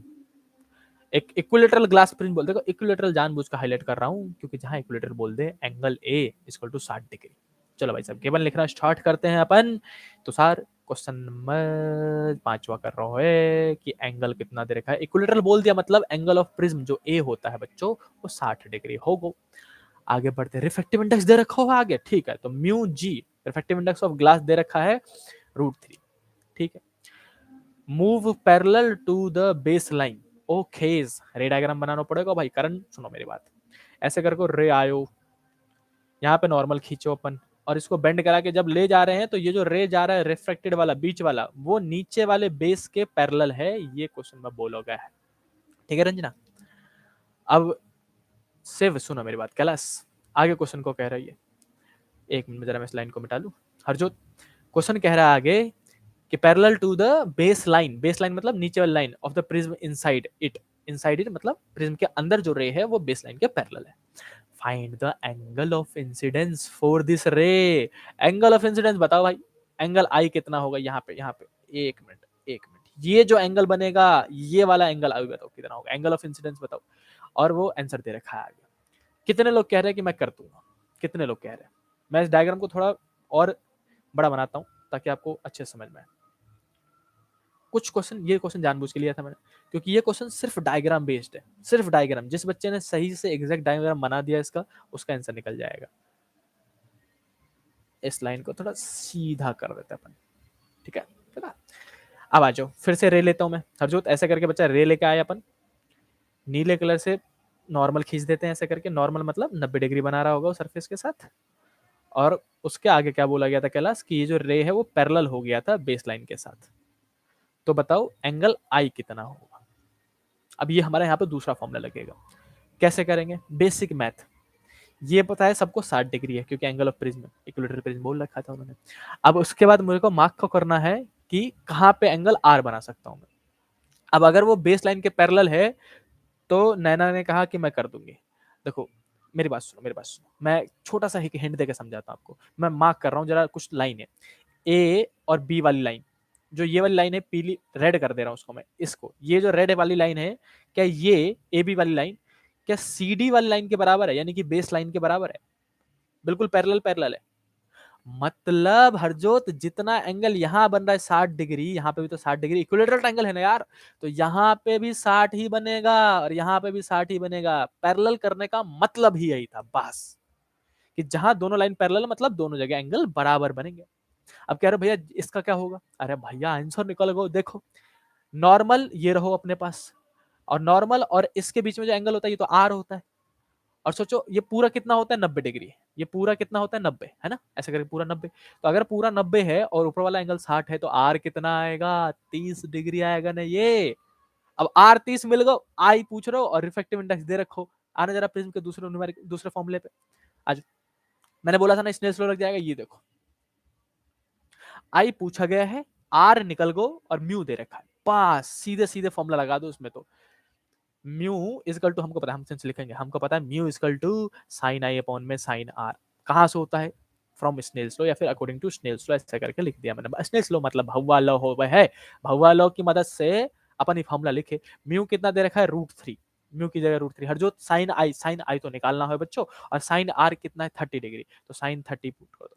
Sign 30 की वैल्यू कितनी होती है दीपांशु, इधर इधर जाकर मल्टीप्लाई कर दूंगा, तो √3 का √3 और साइन 30 हो गए है स्नेहा 1/2, समझ रहे हो। तो इजकल टू में आदित्य साइन आई बच जाएगा यहाँ पे। और बच्चों √3/2 का √3/2 साइन आई का साइन आई। कोई मुझे पूछ रहा है क्या अब एंगल कितना लिखूंगा, आई कितना लिखूंगा, जल्दी बताओ यार, कितना लिखूंगा। जैसे 1/2 था, यहाँ पे √3/2 आ रहा है, आई बताओ जल्दी। स्नेहा गुप्ता का 60 डिग्री निकल गया, सताक्षी का 60 डिग्री निकल गया, बहुत बढ़िया शाबाश। मनवीर का भी 60 डिग्री निकल गया। भाई साहब बच्चे तो बहुत तगड़े हो आप। वंशिका का भी निकल गया, दीपांशु का भी निकल गया। स्नेल्स लो, भौवा लो, बिल्कुल सही, बिल्कुल सही रंजीत, बिल्कुल सही। शिवेंद्र प्रताप सिंह 60 डिग्री, शाबाश बच्चा। अनामिका का भी निकल गया 60 डिग्री, बिल्कुल सही है। √3/2 कब होता है, जब 60 डिग्री हो, ऐसे करके अपन 60 डिग्री लिख देंगे। देखा, इस क्वेश्चन में खेल इतना सा था कि बच्चा लाइन धीरे से पढ़ ले और डायग्राम बना ले। डायग्राम बना के सीधे सीधे सेकंड फॉर्मूला था, लेकिन जो हिंट दे रखा था कि पैरेलल है वो समझना था कैलाश, बस समझ रहे हो। तो ये हो गए 2 क्वेश्चन, और दोनों फॉर्मूले हमने स्नेल्स लॉ के, सॉरी प्रिज्म के यूज कर लिए। मैंने आपसे कहा था ये 3 फॉर्मूले आएंगे मेजोरिटी, और मेजोरिटी PYQ देख लो, आपने NCERT देख लो, मेजोरिटी टाइम पे यही 3 क्वेश्चन को, फॉर्मूले को बार बार घुमा घुमा के पूछा जा रहा है। चलो 2 क्वेश्चन हो गए प्रिज्म पे, तीसरे क्वेश्चन पे मूव करते हैं। चौथा क्वेश्चन मैं आपको होमवर्क में दे दूंगा, चौथा क्वेश्चन मैं करूंगा प्रिज्म का, पहले बता रहा हूँ। 4 क्वेश्चन लेके आया था मैं प्रिज्म का। ऐसा मजा तो आता है ऐसे करके फिजिक्स पढ़ाने में। आज अब पता है जो मेहनत अभी आप लोग कर रहे हो ना, वो बहुत नेसेसरी भी है। जैसे रात में 11 बजे तक अपन लाइव क्लास ले रहे हैं, पढ़ रहे हैं, जबकि आज वसंत पंचमी है, लोग बाहर गाने बजा रहे हैं, लोग तो घूमने गए होंगे, और आज तो वसंत पंचमी छोड़ो, वैलेंटाइन डे है यार, कुछ तो लगे होंगे फोन में। सही बात है, मेजोरिटी बच्चे कुछ फोन में लगे होंगे भाई साहब, पता चालू हो गए होंगे, और आप यहाँ पे पढ़ाई कर रहे हो। ये बहुत जरूरी है अगले साल के लिए, जब आप कॉलेज जाओगे। पता है कॉलेज जाओगे ना और अच्छे कोर्स में एडमिशन लिया, आपको यही नहीं पता चलेंगे कि 1 महीना खत्म हुआ फिर से एग्जाम, 1 महीना खत्म हुआ फिर से एग्जाम। और उस टाइम पे जिन बच्चों को दिन रात एक करना नहीं आता ना, उनकी लगती है सप्ली, उनकी लगती है लंका। फिर वो आप जैसे बच्चों के पीछे पीछे घूमते रहते, भाई भाई बता दे, भाई भाई बता दे, बहन बता दे। इसीलिए जो आप आज कर रहे हो ना, इसको हम कहते हैं अंडर प्रेशर काम करना सीखना। कि नहीं भाई पढ़ाई है तो पढ़ाई है, बाहर में जाए त्योहार वहार, त्योहार तो है भी नहीं यार, आज वसंत पंचमी त्योहार है, चलो अब ब्लैक डे भी है, बताओ। चलो क्वेश्चन नंबर 6 पे आते हैं बच्चों। अ रे ऑफ लाइट। डायग्राम वापस एक्सप्लेन कर दो, आ जाओ बच्चा, 1 मिनट बच्चों, 1 मिनट लूंगा। दिपांशु हमारा कह रहा है कि डायग्राम वापस एक्सप्लेन कर दो, बस 1 मिनट लूंगा। आ जाओ आ जाओ। देखो दीपांशु, क्वेश्चन में क्या करता है बच्चा कि एक इक्विलेटरल ट्राइंगल है ना, यहाँ पे मैं फिर से हटा देता हूँ इसको और फिर से दिखाता हूँ। इक्विलेटरल ट्राइंगल है बच्चा, तो एक इक्विलेटरल ट्राइंगल बना दिया जिसके तीनों एंगल 60-60 डिग्री के बन रहे होंगे, बड़ा वाला जो अपने पास PCD वाला है, ठीक है, PCD वाला। अब उसमें क्या है, रिफ्रैक्टिव इंडेक्स √3 दे रखा है, तो ये अपन ने बगल में लिख दिया। मूव, अब जो रे ऑफ लाइट आई थी, रे ऑफ लाइट इंसिडेंट हुई और move parallel to the base line. जो अंदर गई रे, ये वाली जिसको मैं पीली कर रहा हूँ फिलहाल, ये वाली, वो बेस लाइन मतलब नीचे वाली लाइन के पैरेलल हो गई। बच्चा अगर ऐसा दोनों लाइन पैरेलल है, तो जो एंगल्स PCD में बन रहे हैं वही एंगल PAB में भी बनेंगे, मतलब तीनों 60-60 का बन जाएगा। अगर बच्चा ये वाला एंगल 60 डिग्री का बन गया, PAB वाला एंगल, PAB आई होप कि देखना आता है आपको, एंगल PAB वाला 60 डिग्री का बन गया, तो उसके जो नीचे एंगल R बनता है नॉर्मल रिएक्शन और रिफ्रैक्टेड रे के बीच में, वो R 90 में से घटा के निकाल दूंगा, क्योंकि नॉर्मल 90 डिग्री बनाता है।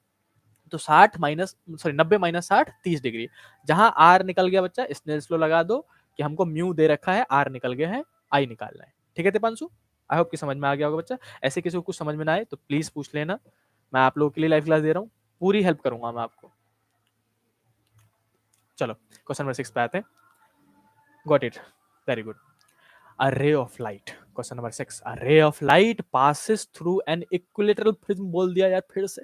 तो angle A equal to given लिखते हैं, चलो एंगल A, जहां इक्विलेटरल प्रिज्म बोल दिया Harjot, A equal to 60 degree हो जाएगा। ठीक है भाई, in such a way that the angle of incidence is equal to the angle of emergence. ठीक है, ये भी लिख देते हैं कि एंगल ऑफ इंसिडेंस मतलब एंगल I इक्वल टू में एंगल E। इमरजेंस वाला एंगल, बाहर वाला एंगल, अभी डायग्राम बना के समझाऊंगा मैं। And each of these angle, यानी कि दोनों आई और ई की बात हो रही है, is 3/4 time of angle of prism. ओहो, यानी कि ये जो एंगल आई और एंगल ई है वो 3/4 of angle of prism. Angle of prism मतलब ए ना यार, ए होता है। यहीं पे सॉल्व कर दो कि ठीक है भैया समझ में आ गया, एंगल ई और एंगल ए जो होगा बराबर होगा 3/4 का, और ए कितना हो 60 डिग्री हो, इसने इसको पुट कर दो 60 डिग्री। सॉल्व कर दो यार यहीं पे, 15 चौका 60 हो गए है, 15 तिया 45 यानी कि 45। एंगल आई और angle E is equal to Anamika 45 degree आ जाएगा। तो सारे ऐसा करके अपन ने लिख दो कि हमको दो चीज समझ में आ गो, एंगल ओ दे रखो हो, angle I they, sorry I दे रखो, ठीक है ना। रंजना बच्चा ऐसे लिख दिया। काजल इसी के आगे अब आगे पढ़ लेते हैं। क्वेश्चन पूछ रहा हो हमसे, क्वेश्चन पूछ रहा है कि ठीक है भाई बताओ एंगल ऑफ डेविएशन कितना होगा। अब देखो ये है तीसरे क्वेश्चन पे, मैंने बोला था ना, पहला फॉर्मूला था आपका म्यू बड़ा वाला, फिर दूसरा फॉर्मूला स्नेल्स लॉ, और तीसरा डेविएशन के फॉर्मूले लिखवाए थे मैंने। आज जाओ जल्दी आ जाओ, डेविएशन के फॉर्मूले देखेंगे एक बार। दिपांशु ये रहा फॉर्मूला, मनवीर ये रहा फॉर्मूला, बच्चा सुन रहे, ये रहा फॉर्मूला। सविंद्र बच्चा फॉर्मूला है दो, दोनों फॉर्मूला लिख देंगे, म्यू -1 इंटू में ए और 2i माइनस ए।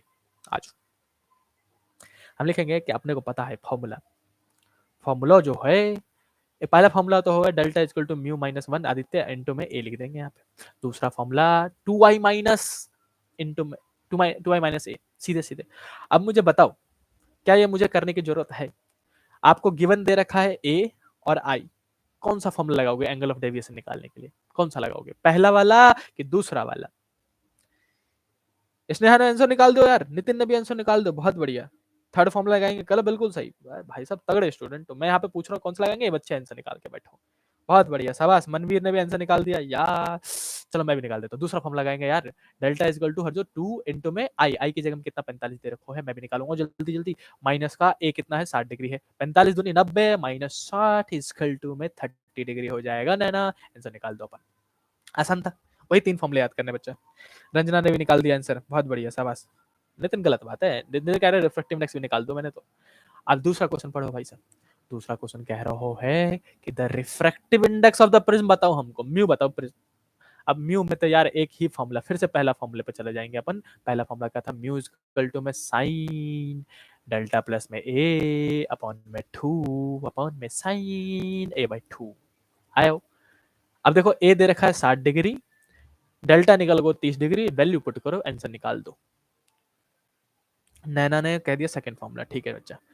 अब देखो मैं जल्दी जल्दी कर दूं, चलो कर देता हूँ यार। साइन का साइन लिखूंगा, डेल्टा इस हाई स्पीड में करूंगा, लेकिन डेल्टा की वैल्यू कितनी थी बताओ मेरे को, 30 था यहाँ पे, ए कितना था अपने पास 60 था अपने पास, डिवाइड करेंगे इसको 2 से, साइन का साइन लिखेंगे और ए कितना था 60, 60 अपॉन में 2 लिख देंगे, तो यहाँ पे आएगा म्यू इक्वल टू में 60 प्लस में 30 कितना हो जाएगा 90, 90 अपॉन में 2 कितना हो जाएगा 45, तो साइन 45 लिख देंगे अपॉन में साइन 60/2, 60/2 30, साइन 30 लिख देंगे इसको, और इसी को नीचे सॉल्व कर देंगे। रुको जाओ थोड़ा जगह बना देते यार मेरे को, ऐसे करके म्यू लिख देंगे। तो म्यू इक्वल टू साइन 45 कितना हो गया है 1/√2 होता है यार, और ये 1/2 होता है, पास वाला पास में, दूर वाला दूर में भेज दो। म्यू इक्वल टू में 2 अपॉन में √2 हो जाएगा, कटिस कटिस करोगे तो म्यू इक्वल टू में √2 आ जाएगा।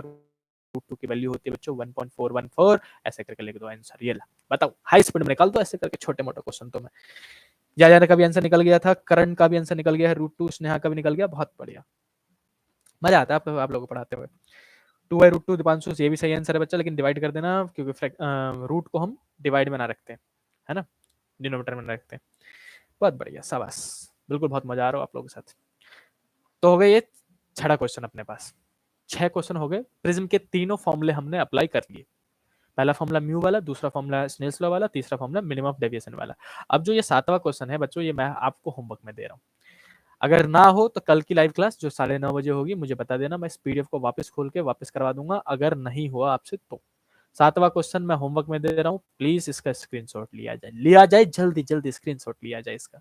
ये भी प्रिज्म का ही क्वेश्चन है यार, कर लोगे आप लोग, ना बने मेरे को बता देना, मैं बैठा हूँ ना आपके लिए। चलो स्क्रीनशॉट ले लो। प्रिज्म तो इजी है, इजी लग रहा है, शाबाश करण, मैं कह रहा ना भैया प्रिज्म अब आसान लग रहा है। ये हुई ना बात, यही लाइन सुननी थी आप लोगों से मुझे। This is feels as a success when I hear कि अब मजा आ रहा है। और आप बच्चे भी बहुत तगड़े यार, मैं सच में अप्रिशिएट करता हूँ, क्योंकि कुछ बच्चों को मैंने इतना देखा है कि बच्चों के बेस इतने कमजोर होते हैं कि समझ नहीं पा रहे होते जल्दी जल्दी। मैं उनको बहुत प्यार से समझाता हूँ, लेकिन आप लोग के बेस अच्छे हैं। क्वेश्चन नंबर 7 का स्क्रीनशॉट ले लिया सबने। चलो मूव करते हैं 8 और 9 पे, और 10 बात आसान बहुत क्वेश्चन है। 2-3 क्वेश्चन रह गए, जल्दी जल्दी सुन लेते हैं। देखो क्वेश्चन नंबर 8 जो है वो मैंने जानबूझ के लिया हो ताकि मैं आपको माइक्रोस्कोप और टेलीस्कोप याद दिला सकूं। तो बच्चों पॉसिबिलिटीज है कि 5 नंबर के क्वेश्चन में माइक्रोस्कोप या फिर टेलीस्कोप में से कोई एक चीज पूछी जा सके। ये मत कहना कि प्री बोर्ड में नहीं पूछा गया, सुबह वाले में नहीं पूछा गया, लेकिन शाम वाले में पूछा गया, माइक्रो टेलीस्कोप पूछा गया मेरे ख्याल से। 3 नंबर में डेरिवेशन आया, 2 नंबर में न्यूमेरिकल आया, सीधे सीधे फॉर्मूला बेस्ड।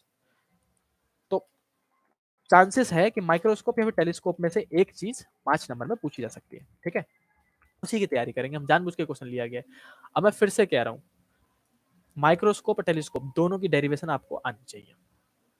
अगर आप चाहते हो कि मैं 95, 96 मारूं, 94, 90 प्लस तो कम से कम रहूं, तो आप वो डेरिवेशन जो टीचर कह रहा है कि इसको पक्का करके जाओ, उसको छोड़ के नहीं जाना। माइक्रोस्कोप टेलीस्कोप मैं फिर से यहाँ पे लिख रहा हूँ, दोनों की डेरिवेशन करके जाओगे आप। और कितनी ही है यार, आप 12th सीनियर मोस्ट क्लास हो, अगर आप चाहो तो आधे घंटे के अंदर सारे डेरिवेशन रख दो, माइक्रोस्कोप का भी टेलीस्कोप का भी। दोनों के बच्चे डेरिवेशन रट लेना, एलडीडीवी वाला भी, इन्फिनिटी वाला भी। अगर एक एलडीडीवी आ गया तो इन्फिनिटी तो बहुत आसान लगता है बच्चों को। ठीक है, सबसे पहले डेरिवेशन के लिए कह रहा था मैं। दूसरा चीज मैं जो कहना चाह रहा हूं इसी क्वेश्चन के माध्यम से, वो है कि सुनो, फॉर्मूला भी याद होना चाहिए फाइनल वाला। फॉर्मूला बहुत हेल्प करेगा बच्चों आपको। पूछो कैसे? अगर आपके डेरिवेशन में कहीं मिस्टेक हो गया, जो कि बहुत स्वाभाविक सी बात है, वहां पे इतना प्रेशर रहता है एग्जाम में कि हो सकता है बीच की लाइन भूल गए, भूल भी जाओ तो फाइनल फॉर्मूला याद होना चाहिए। आदित्य अगर फाइनल फॉर्मूला याद है ना, फाइनल फॉर्मूला सही लिखना कि फाइनल फॉर्मूला भैया ये होगा कि मैग्निफिकेशन का ये फॉर्मूला, मैग्निफिकेशन का ये फॉर्मूला, किसमें? टेलीस्कोप में। लिख ही देता हूँ, चलो मैं मैग्निफिकेशन का फॉर्मूला लिख देता हूँ, क्योंकि यही न्यूमेरिकल यूज भी होगा। अगर न्यूमेरिकल आया तो सीधे सीधे फॉर्मूला बेस्ड ही होगा मोस्ट प्रोबेबली। मैं लिख देता हूँ माइक्रोस्कोप का फॉर्मूला, माइक्रो, अभी याद कर लेना इसको, माइक्रो लिखना था। अरे मिट जाओ भैया, मिट जाओ। माइक्रोस्कोप लिखना है, MICRO स्कोप। माइक्रोस्कोप में बच्चों फॉर्मूला जो होगा है मैग्निफिकेशन का, अगर मैं LDDV की बात करूं तो वो फॉर्मूला निकलता है M इक्वल टू में VO अपॉन में U वाला ले लो, यानी तो L अपॉन में FO वाला ले लो। मैं VO वाला लिख रहा हूँ, VO अपॉन में U 1 प्लस में D अपॉन में FE। ये LDDV है। टेलीस्कोप भी बगल में लिख देता हूं ताकि साथ साथ याद हो जाए। टेलीस्कोप में LDDV का फॉर्मूला है अपने पास, और मैग्निफिकेशन पे जो फॉर्मूला आएगा मोस्ट प्रोबेबल चांसेस है कि numerical based, sorry formula based ही आएगा। तो इसमें फॉर्मूला माइनस में होता है टेलीस्कोप में। टेलीस्कोप में माइनस में क्यों होता है फॉर्मूला, कोई बता सकता है? FO/FE। सवाल पूछ रहा हूँ, लोग बहुत तगड़े बच्चों, इसलिए ऐसा कॉन्सेप्चुअल सवाल पूछ रहा हूँ मैं, क्यों क्या पता कुछ बच्चों को पता होगा। माइनस का 1 अपॉन FO अपॉन में FE, 1 प्लस में FE/D हो जाता है, यहाँ पे उल्टा हो जाता है। ये LDDV का हो गया। सोच लो, कोई नहीं। इन्फिनिटी क्यों? टेलीस्कोप में जो फॉर्मूला होता है मैग्निफिकेशन का, वो माइनस में क्यों होता है? और यहाँ पे VO अपॉन में UO का UO और D अपॉन में FE हो जाता है, बस 1 हट जाता है।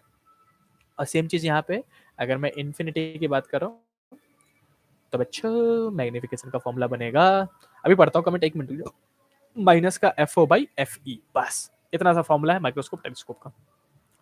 सर क्योंकि उसका UE आईपीस लेंस के लेफ्ट साइड में आता है। नो नो नो, आया भैया, पढ़ नहीं मिल रहा डिस्क्रिप्शन में, PDF नहीं मिल रहा बच्चा, अब दे दूंगा।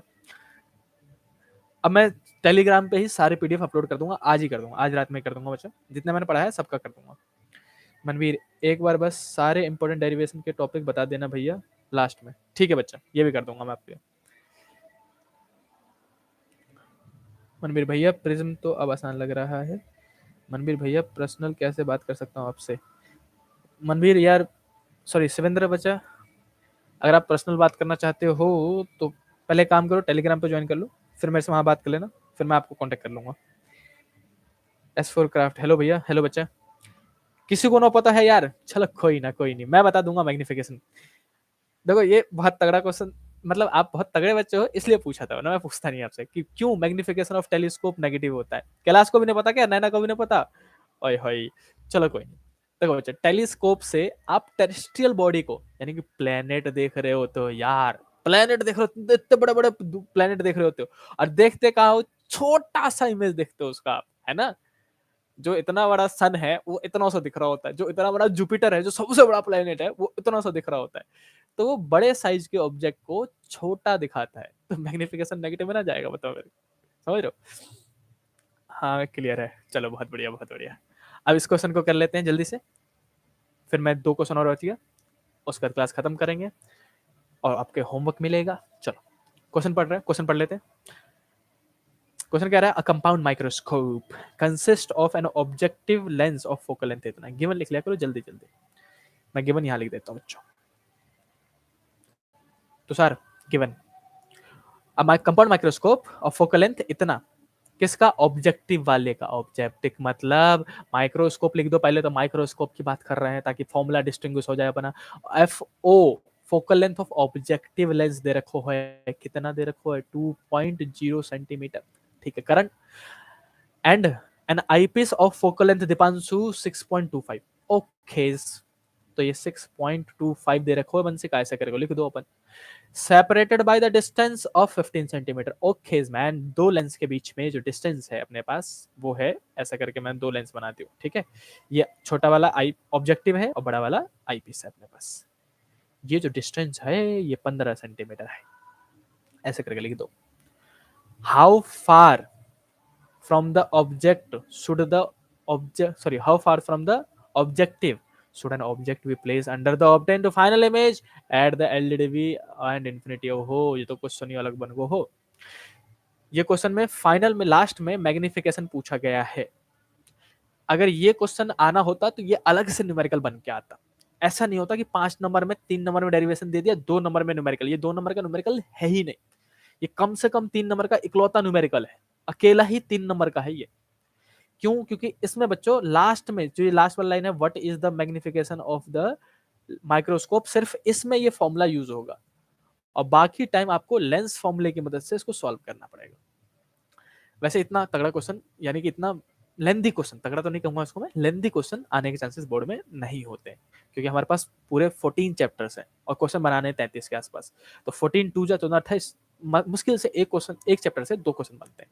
तो इतने तगड़े क्वेश्चन बनाने के चांस, मतलब लेंदी क्वेश्चन बनाने के चांसेस नहीं है। मैं फिर भी समझा देता हूँ कैसे करेंगे। आप इसका दूसरा वाला पार्ट खुद करोगे, इन्फिनिटी वाला पहला मैं कर दे रहा हूँ। मैग्निफिकेशन के लिए सीधे सीधे फॉर्मूला लगा देना, आंसर निकल जाएगा। आज गिवन मैंने लिख लिया है, नीचे स्लाइड करता हूँ इसको, यहीं पे जल्दी जल्दी समझा देता हूँ मैं आपको, और इजली समझ में आएगा, चिंता मत करो। नहीं समझ में आया मुझे बताना, अभी दोबारा समझाऊंगा यार। मैं कहता रहा हूँ अभी से लेके फिजिक्स के एग्जाम तक, एक रात पहले तक मैं आपके साथ रहूंगा। अभी भी किसी को कोई दिक्कत हो, डिमोटिवेशन हो, उसके लिए भी मैं आपसे बात कर लूंगा, कोई दिक्कत नहीं है मेरे को। मैं चाहता हूँ बस आप लोग के नंबर अच्छा है इस बार। देखो भाई, आ जाओ। अब उन्होंने क्या कह दिया, जरा क्वेश्चन को लास्ट लाइन को दोबारा पढ़ लो। इमेज कहाँ बनाना है? एलडीडीवी पे। आज बस मैं इस क्वेश्चन को समझाता हूँ आपको कैसे करेंगे। करना बच्चा, देखो अब इसमें इस टाइप के क्वेश्चन में अलग अलग लगता है, आईपीस लेंस अलग लगेगा, आईपीस लेंस अलग बना दिया मैंने। अब दोनों बना देता हूँ एक साथ मैं। ये हमारा ऑब्जेक्टिव लेंस बच्चों और ये हमारा आईपीस लेंस, ठीक है। ऐसे करके प्रिंसिपल एक्सिस खींच दो अपन। इसका फोकल लेंथ दे रखो हो, एफ ओ इजकल टू में 2 सेंटीमीटर लिख रहा हूँ, 2.0 लिख रहा, और F E is equal to Manveer 6.25 centimetre लिख दिया, ठीक है ना। अब रंजना हमसे क्या कह रहे हैं कि बच्चा फाइनल इमेज जो बनाना है वो एलडीडीवी पे होना चाहिए। फाइनल इमेज एलडीडीवी मतलब 25 सेंटीमीटर होता है, सबको पता है, राइट। तो अब मैं फाइनल इमेज बनाता कौन है? आईपीस बनाता है। आईपीसी तो फाइनल इमेज बनाता है ना। ऐसा कैसे होता है कि पहला ऑब्जेक्ट हम रखते हैं, तो इस ऑब्जेक्ट का इमेज पहले ऑब्जेक्टिव लेंस कहीं बना देता है, ऐसा करके मैं मान लेता हूँ यहाँ पे बना दिया है ना। और फिर जो ये वाला इमेज है जो कि ऑब्जेक्टिव लेंस का इमेज है, वो इसके लिए ऑब्जेक्ट की तरह काम करता है, और फिर ये चीज जो आईपीएस वाली है वो फाइनल इमेज बना देती है। ये कॉन्सेप्ट सबको पता है? आप लोगों ने आई होप कि क्वेश्चन इस टाइप के प्रैक्टिस किए होंगे। अब देखो हम क्या करना है, उल्टा सॉल्व करना है, सिर्फ लेंस फॉर्मूला लगते चले जाएगा। हम लेंगे 4 आईपीस लेंस, यहाँ पे लिख रहा हूँ बच्चों में 4 आईपीस लेंस। विवेक 4 आईपीस लेंस, हमको पता है कि फाइनल इमेज वी जो बनाना है वो एलडीडीवी पे, और इमेज बनता कहाँ है? इधर ही लेफ्ट साइड में बनता है। इस डिस्टेंस को मैं कह रहा हूँ डी, और ये डी मतलब कितना होता है? 25। तो क्योंकि लेफ्ट में है इसीलिए -25 लेंगे। फाइनल इमेज कहाँ बनाना है? एलडीडीवी पे। किधर बनता है इमेज? लेफ्ट में बनता है। फिक्स है ये बात, फिक्स है ये बात कि लेफ्ट में ही बनेगा, इसलिए 25 सेंटीमीटर माइनस में। फोकल लेंथ दे रखो है एफ ई, कितना दे रखो है? 6.25। अब पहले इसकी मदद से v और f की मदद से u निकालो। कैसे निकालोगे ये पूछ रहे हो, लेंथ फॉर्मूला लगा दो यार, 1 अपॉन में f इक्वल टू में फिर 1 अपॉन में v माइनस 1 अपॉन में u हो गए। वैल्यू पुट करो, u निकाल दो। कैसे निकालोगे, 1 बाई यू को इधर लेके चला जाता हूँ मैं पहले ही, 1 बाई यू इक्वल टू में अपने पास 1 बाई वी का 1 बाई वी और 1 अपॉन में एफ इधर आएगा माइनस, तो 1 अपॉन में एफ। अब वैल्यू पुट कर दो, 1 अपॉन में यू राज, 1 अपॉन में वी कितना है बच्चा, -25, तो माइनस का माइनस लिखना है और फिर माइनस, और एफ कितना है कॉन्वेक्स का, कॉन्वेक्स लेंस का फोकल लेंथ प्लस कॉनकेव का माइनस, तो यहाँ पे 1 अपॉन में 6.25 लिख दो। अब इसी को सॉल्व करके पहले बच्चों आप u निकालोगे, ठीक है। आई होप कि आप खुद निकाल लोगे। जैसे u निकाल लो तो u मतलब क्या होता है कि ये जो इमेज है, किसका इमेज है, ये ऑब्जेक्टिव का, ये डिस्टेंस निकलेगा आपका u, ये जो u है ये वाला डिस्टेंस होगा कि आईपीस लेंस से कितनी दूरी पे। अब मान लेते हैं एग्जांपल के लिए कितने दूरी पे बन रहा है, एग्जांपल के लिए कुछ भी ले रहा हूँ मैं, सॉल्व नहीं किया मैंने इसको, 8 सेंटीमीटर मान लो, ठीक है। अब जैसे आप ये निकाल लो तो फिर ऑब्जेक्टिव लेंस को अलग सॉल्व करना पड़ेगा। मैं यहाँ पे लिख देता हूँ for objective lens, for objective lens. मैंने कहा बहुत लेंथी क्वेश्चन बन गया ये, तो इस टाइप के क्वेश्चन बोर्ड में आने के चांसेस बहुत कम है बच्चों। लेकिन मैग्निफिकेशन पे सीधे सीधे डायरेक्ट फॉर्मूला पूछ सकते हैं, मैं फिर बता रहा हूँ, उस क्वेश्चन को मत छोड़ के जाना। अब इसके लिए ऑब्जेक्टिव के लिए कैसे यूज करोगे, तो ऑब्जेक्टिव का जो v होगा बच्चों वो लेंस से यहाँ तक का काउंट होगा, ये होता है vo, है ना, लेंस से इमेज कितनी दूरी पे, ये इमेज किसका है, ऑब्जेक्टिव का, और आईपीएस का ऑब्जेक्ट की तरह बिहेव करेगा। ऑब्जेक्टिव का इमेज बनता है ये, और यही चीज यही इमेज आईपीएस का ऑब्जेक्ट बन जाता है। अब ये कैसे निकालोगे वीओ, क्योंकि सबको पता है कि ये जो दो लेंस के बीच की दूरी है वो 15 सेंटीमीटर उन्होंने क्वेश्चन में दे रखा है, पूरा 15 है, यहाँ से यहाँ तक 8 निकलो है, माइनस कर दो, 15 माइनस 8 कितना हो जाएगा 7, तो जो v है वो 7 सेंटीमीटर लेना है। यहाँ पे आ जाओ, vo लिख दो, किधर की ओर है, राइट की तरफ, लेंस के, ऑब्जेक्टिव लेंस के, इस लेंस के कंपैरिजन में देखेंगे। देखो कितना लेंथी क्वेश्चन हो गया, इसलिए इस टाइप के क्वेश्चन बनने के चांसेस नहीं होते हैं। प्लस का 7 सेंटीमीटर ले लेंगे क्योंकि राइट में बन रहा है।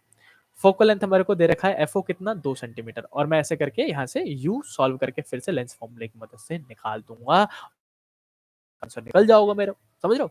तो इस टाइप से आपको सॉल्व करना है। ये हो गया एलडीडीबी के लिए, ठीक है करंट बच्चा। अब वही इन्फिनिटी बोलता तो v ले लेता मैं इन्फिनिटी और फिर सॉल्व कर देता। और मैग्निफिकेशन का सीधे सीधे फॉर्मूला लगाना है, मैग्निफिकेशन का फॉर्मूला vo अपॉन में uo और 1 अपॉन में d अपॉन में fe। fe दे रखा है क्वेश्चन में, d मतलब 25 सेंटीमीटर होता है बच्चों, vo अभी जो निकाला है जैसे कि एग्जांपल के लिए 7 सेंटीमीटर निकाला है, और uo जो आप यहां से निकालोगे, यहां से जो uo निकलेगा वो हमारा 7 हो जाएगा। तो इन दोनों को पुट करके आप आंसर निकाल सकते हो। लेकिन न्यूमेरिकल जो बोर्ड के बनेंगे वो मैं आज ही टेलीग्राम पे अपलोड कर दूंगा, टेलीस्कोप के भी माइक्रोस्कोप के भी PYQs, ताकि आपको समझ में आए कि ना आसान क्वेश्चन ही आते हैं, फॉर्मुला बेस्ड क्वेश्चन आता है, ठीक है। चलो भाई साहब, नितिन का -5 आ रहा है, सॉरी बच्चा मैंने देखा नहीं, -5 आ रहा होगा तो -5 करके 10 आंसर आ जाएगा वीओ, ठीक है। तो आप इसको एक बार सॉल्व कर लेना। इस टाइप के क्वेश्चन इतने लेंथी क्वेश्चन आने के चांसेस नहीं है, फॉर्मुला बेस्ड क्वेश्चन आएगा, इसलिए मैं आपको ये वाला फॉर्मुला, इसका स्क्रीनशॉट ले लो, हो सके तो इस पार्ट को 2-3 बार लिख के देख लेना। मैं गारंटी ले सकता हूँ कि सिर्फ फॉर्मुला बेस्ड न्यूमेरिकल ही आएगा। पिछले 10 साल का पेपर उठा के देख लो यार, अब तो डिकेड हो गए पढ़ाते पढ़ाते, समझ लो। लेकिन हूँ मैं बहुत जवान, कोई मेरे को बूढ़ा बूढ़ा ना बोलोगे भाई, मैं पिछले 4 साल से 25 साल का ही हूँ, मेरी एज ना बढ़ती यार, स्मार्ट ही हूँ ना मैं, कोई नहीं करता तारीफ तो खुद तो करनी पड़ेगी ना। चलो ये वाला फॉर्मुला देख लेना। अब लास्ट 2 क्वेश्चन पे आते हैं, दोनों ही कॉन्सेप्चुअल क्वेश्चन है, इजीली समझ में आ जाएगा बच्चों, and I really appreciate your patience. दोनों क्वेश्चन एक साथ खत्म करेंगे आज यहीं पे, आज क्वेश्चन नंबर 9 और क्वेश्चन नंबर 10। तो क्वेश्चन नंबर 9 को सीधे सीधे मैंने जानबूझ कैसे लिखा हुआ है कि इस टाइप के क्वेश्चन एक साल पूछे गए थे, और ये क्वेश्चन उस साल का अनएक्सपेक्टेड क्वेश्चन था, क्योंकि ये वाली चीजें भी क्लास में नहीं पढ़ाई जाती थी और नहीं पढ़ाई जाती है, थ्योरी में है भी नहीं ये पार्ट, लेकिन न्यूमेरिकल में पूछ लिया गया था। कैसे करके 3 लेंस दे दिए उन्होंने, L1 दे दिया हरजोत, L2 दे दियो और L3 दे दिया, और उन्होंने बोल दिया वंशिका कि ना मेरे को बताओ, करण नितिन बताओ मेरे को कि कौन सा इनमें से कौन कौन से 2 लेंस यूज करोगे आप माइक्रोस्कोप बनाने के लिए, या फिर कौन से लेंस यूज करोगे आप टेलीस्कोप बनाने के लिए। अब ऐसे करके अनएक्सपेक्टेड क्वेश्चन आ गए थे मनवीर, समझ रहे हो। तो बिल्कुल सही है, मनवीर ने आंसर बता दिया है, लेकिन उसके लिए मैंने आपको आंसर जानबूझ के यहाँ पे लिख दिया है, इस लाइन को याद कर लेना। आप इसको याद करना है आपको कि भैया फॉर माइक्रोस्कोप, ये माइक्रोस्कोप के लिए है, MICRO scope, microscope. Deepanshu microscope में ऑब्जेक्टिव लेंस जो होता है उसका पावर कम होना चाहिए लेकिन अपर्चर ज्यादा होना चाहिए, ऑब्जेक्टिव मतलब जो ऑब्जेक्ट के पास है वो मोटा होना चाहिए ऐसा करके, अपर्चर ज्यादा मतलब मोटा लेंस। देखो इस विड्थ को अपर्चर कहते हैं, ठीक है। लेकिन जो आईपीस है उसकी पावर बहुत ज्यादा होनी चाहिए और अपर्चर पतला लेंस होना चाहिए, मतलब पतला लेंस होना चाहिए। आईपीस जो आंख के पास होती है, जो जिधर से हम आंख लगा के ऐसा करके देखते हैं बच्चों, ऐसा करके जो हमारे आंख के पास है उसको आईपीस, और आईपीस पतला होना चाहिए लेकिन पावर ज्यादा होना चाहिए। ये कॉन्सेप्ट आप याद करोगे और इसके हिसाब से आंसर लग जाएगा। जो मैंने होमवर्क में क्वेश्चन दिया है उसमें मैंने माइक्रोस्कोप टेलीस्कोप दोनों लिख लिया है, ठीक है, तो आप इजीली देख लेना उसको। और बहुत आसान था, देख लो जिसमें पावर किस में कम है, तो पावर L1 में कम है। L1 की पावर कितनी है, 3 डायोप्टर, देख रहे हो, और अपर्चर 8 है। तो इसको यूज कर लेंगे हम कैसे, ऑब्जेक्टिव के तौर पे, ऑब्जेक्टिव लेंस के तौर पे यूज कर लेंगे माइक्रोस्कोप के लिए। और जिसका पावर सबसे ज्यादा हो वो कौन है, 10 डायोप्टर वाला यार, L3 है ना। तो इसको हम यूज कर लेंगे आईपीएस पे। ये क्वेश्चन भी बता दिया ताकि आपको अंदाजा रहे और एक भी क्वेश्चन छोड़ के ना हो। 10वां क्वेश्चन और आसान क्वेश्चन, सबसे आसान question of the whole class, आज की पूरी क्लास का आसान क्वेश्चन है बच्चों। 10वां क्वेश्चन देखो, 1 मिनट, कहाँ गो, चलो कोई नहीं, हाँ थोड़ा सा गैप क्रिएट कर लेते हैं फिर होमवर्क पे आएंगे। इतनी मेहनत आप कर रहे हो ना भाई साहब, रंग जरूर लाएगी आपके रहेंगे। बस प्लीज हाथों से लिख लिख के इस क्वेश्चन को प्रैक्टिस कर लेना, यही मेहनत है, यही अंतर है आप में और उन बच्चों में जो प्रैक्टिस नहीं कर रहे हैं। अच्छा आंसर की बात करेंगे 10वें क्वेश्चन में। क्वेश्चन कह रहा है two thin lens of power इतना इतना इन कॉन्टेक्ट।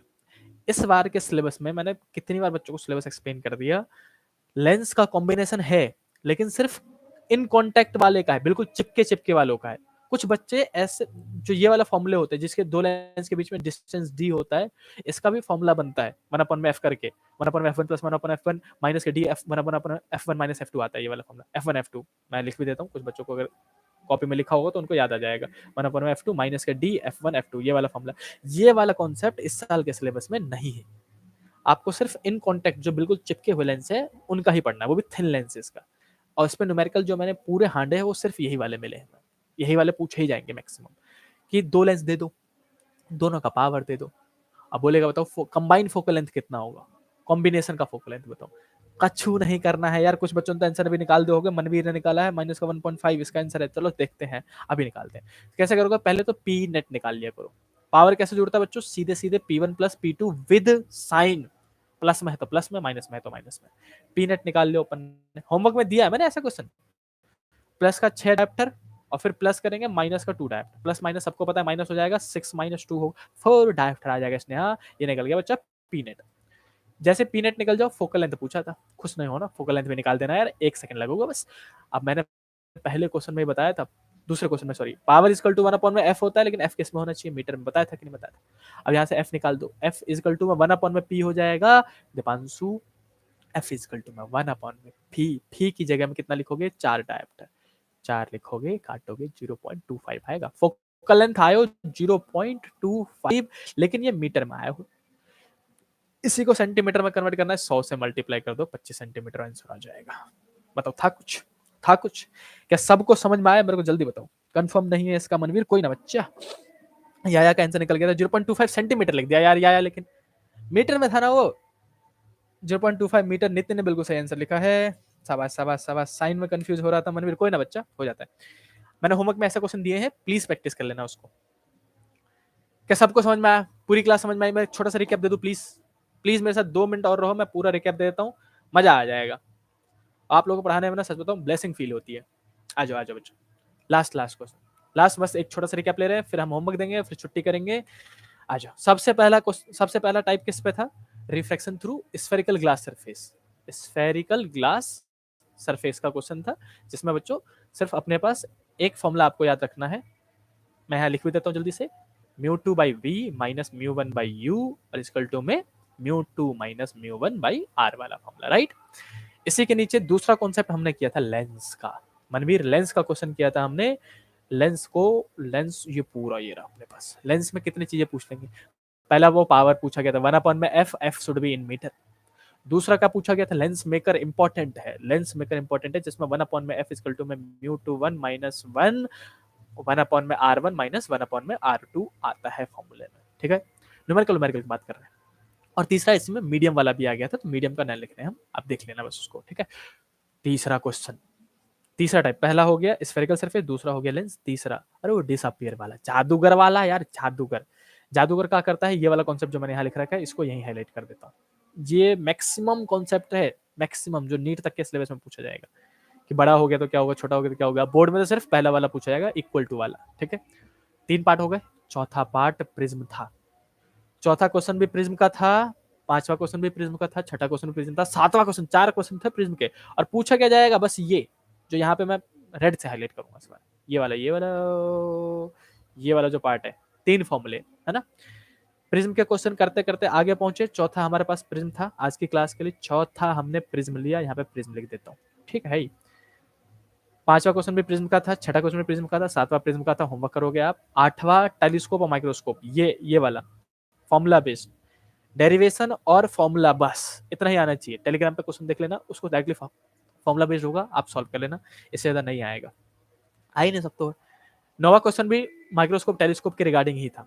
तो 8वां क्वेश्चन और 9वां क्वेश्चन माइक्रोस्कोप टेलीस्कोप के रिगार्डिंग मैंने लिया था, जिसमें कॉन्सेप्ट कैसे कैसे क्वेश्चन बन सकते हैं ये बताया था मैंने।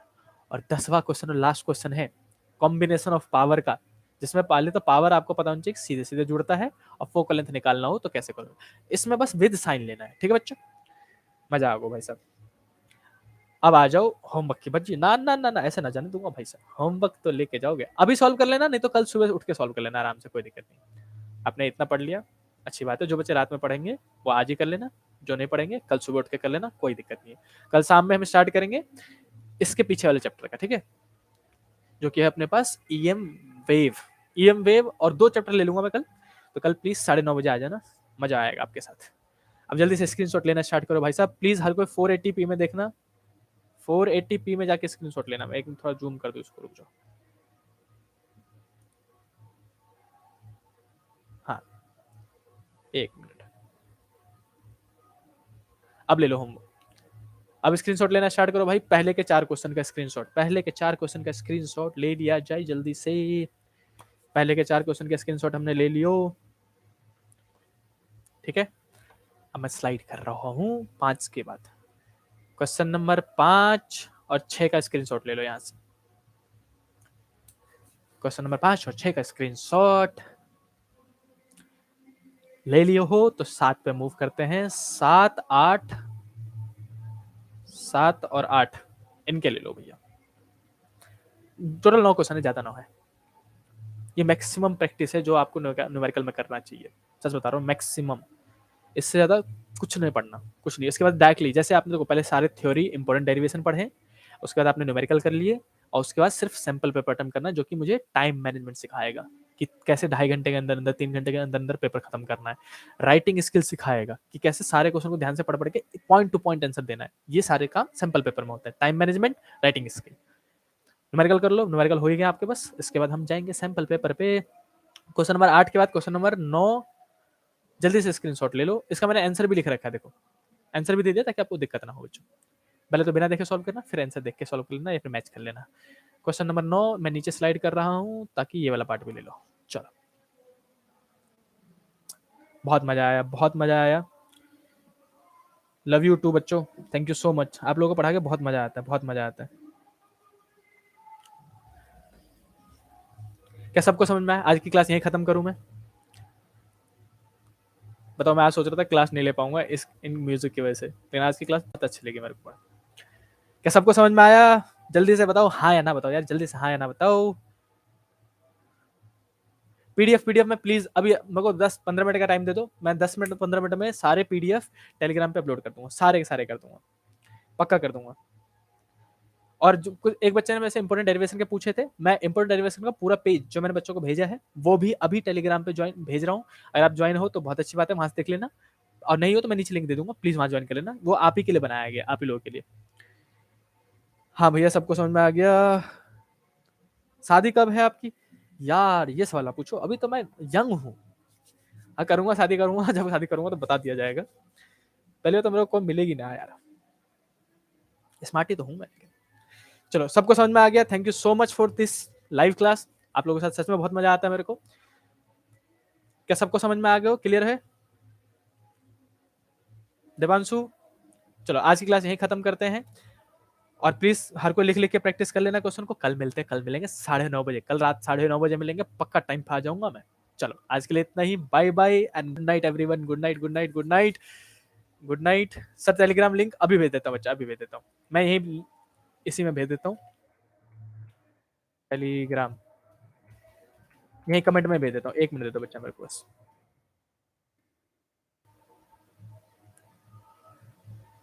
ओहो, टेलीग्राम बच्चा यहाँ से डिस्कनेक्ट हो रखा है। किसी के पास टेलीग्राम का लिंक है तो प्लीज बच्चों ग्रुप में यहीं भेज दो, चैट में। किसी के पास है तो प्लीज टेलीग्राम का लिंक यहीं भेज दो।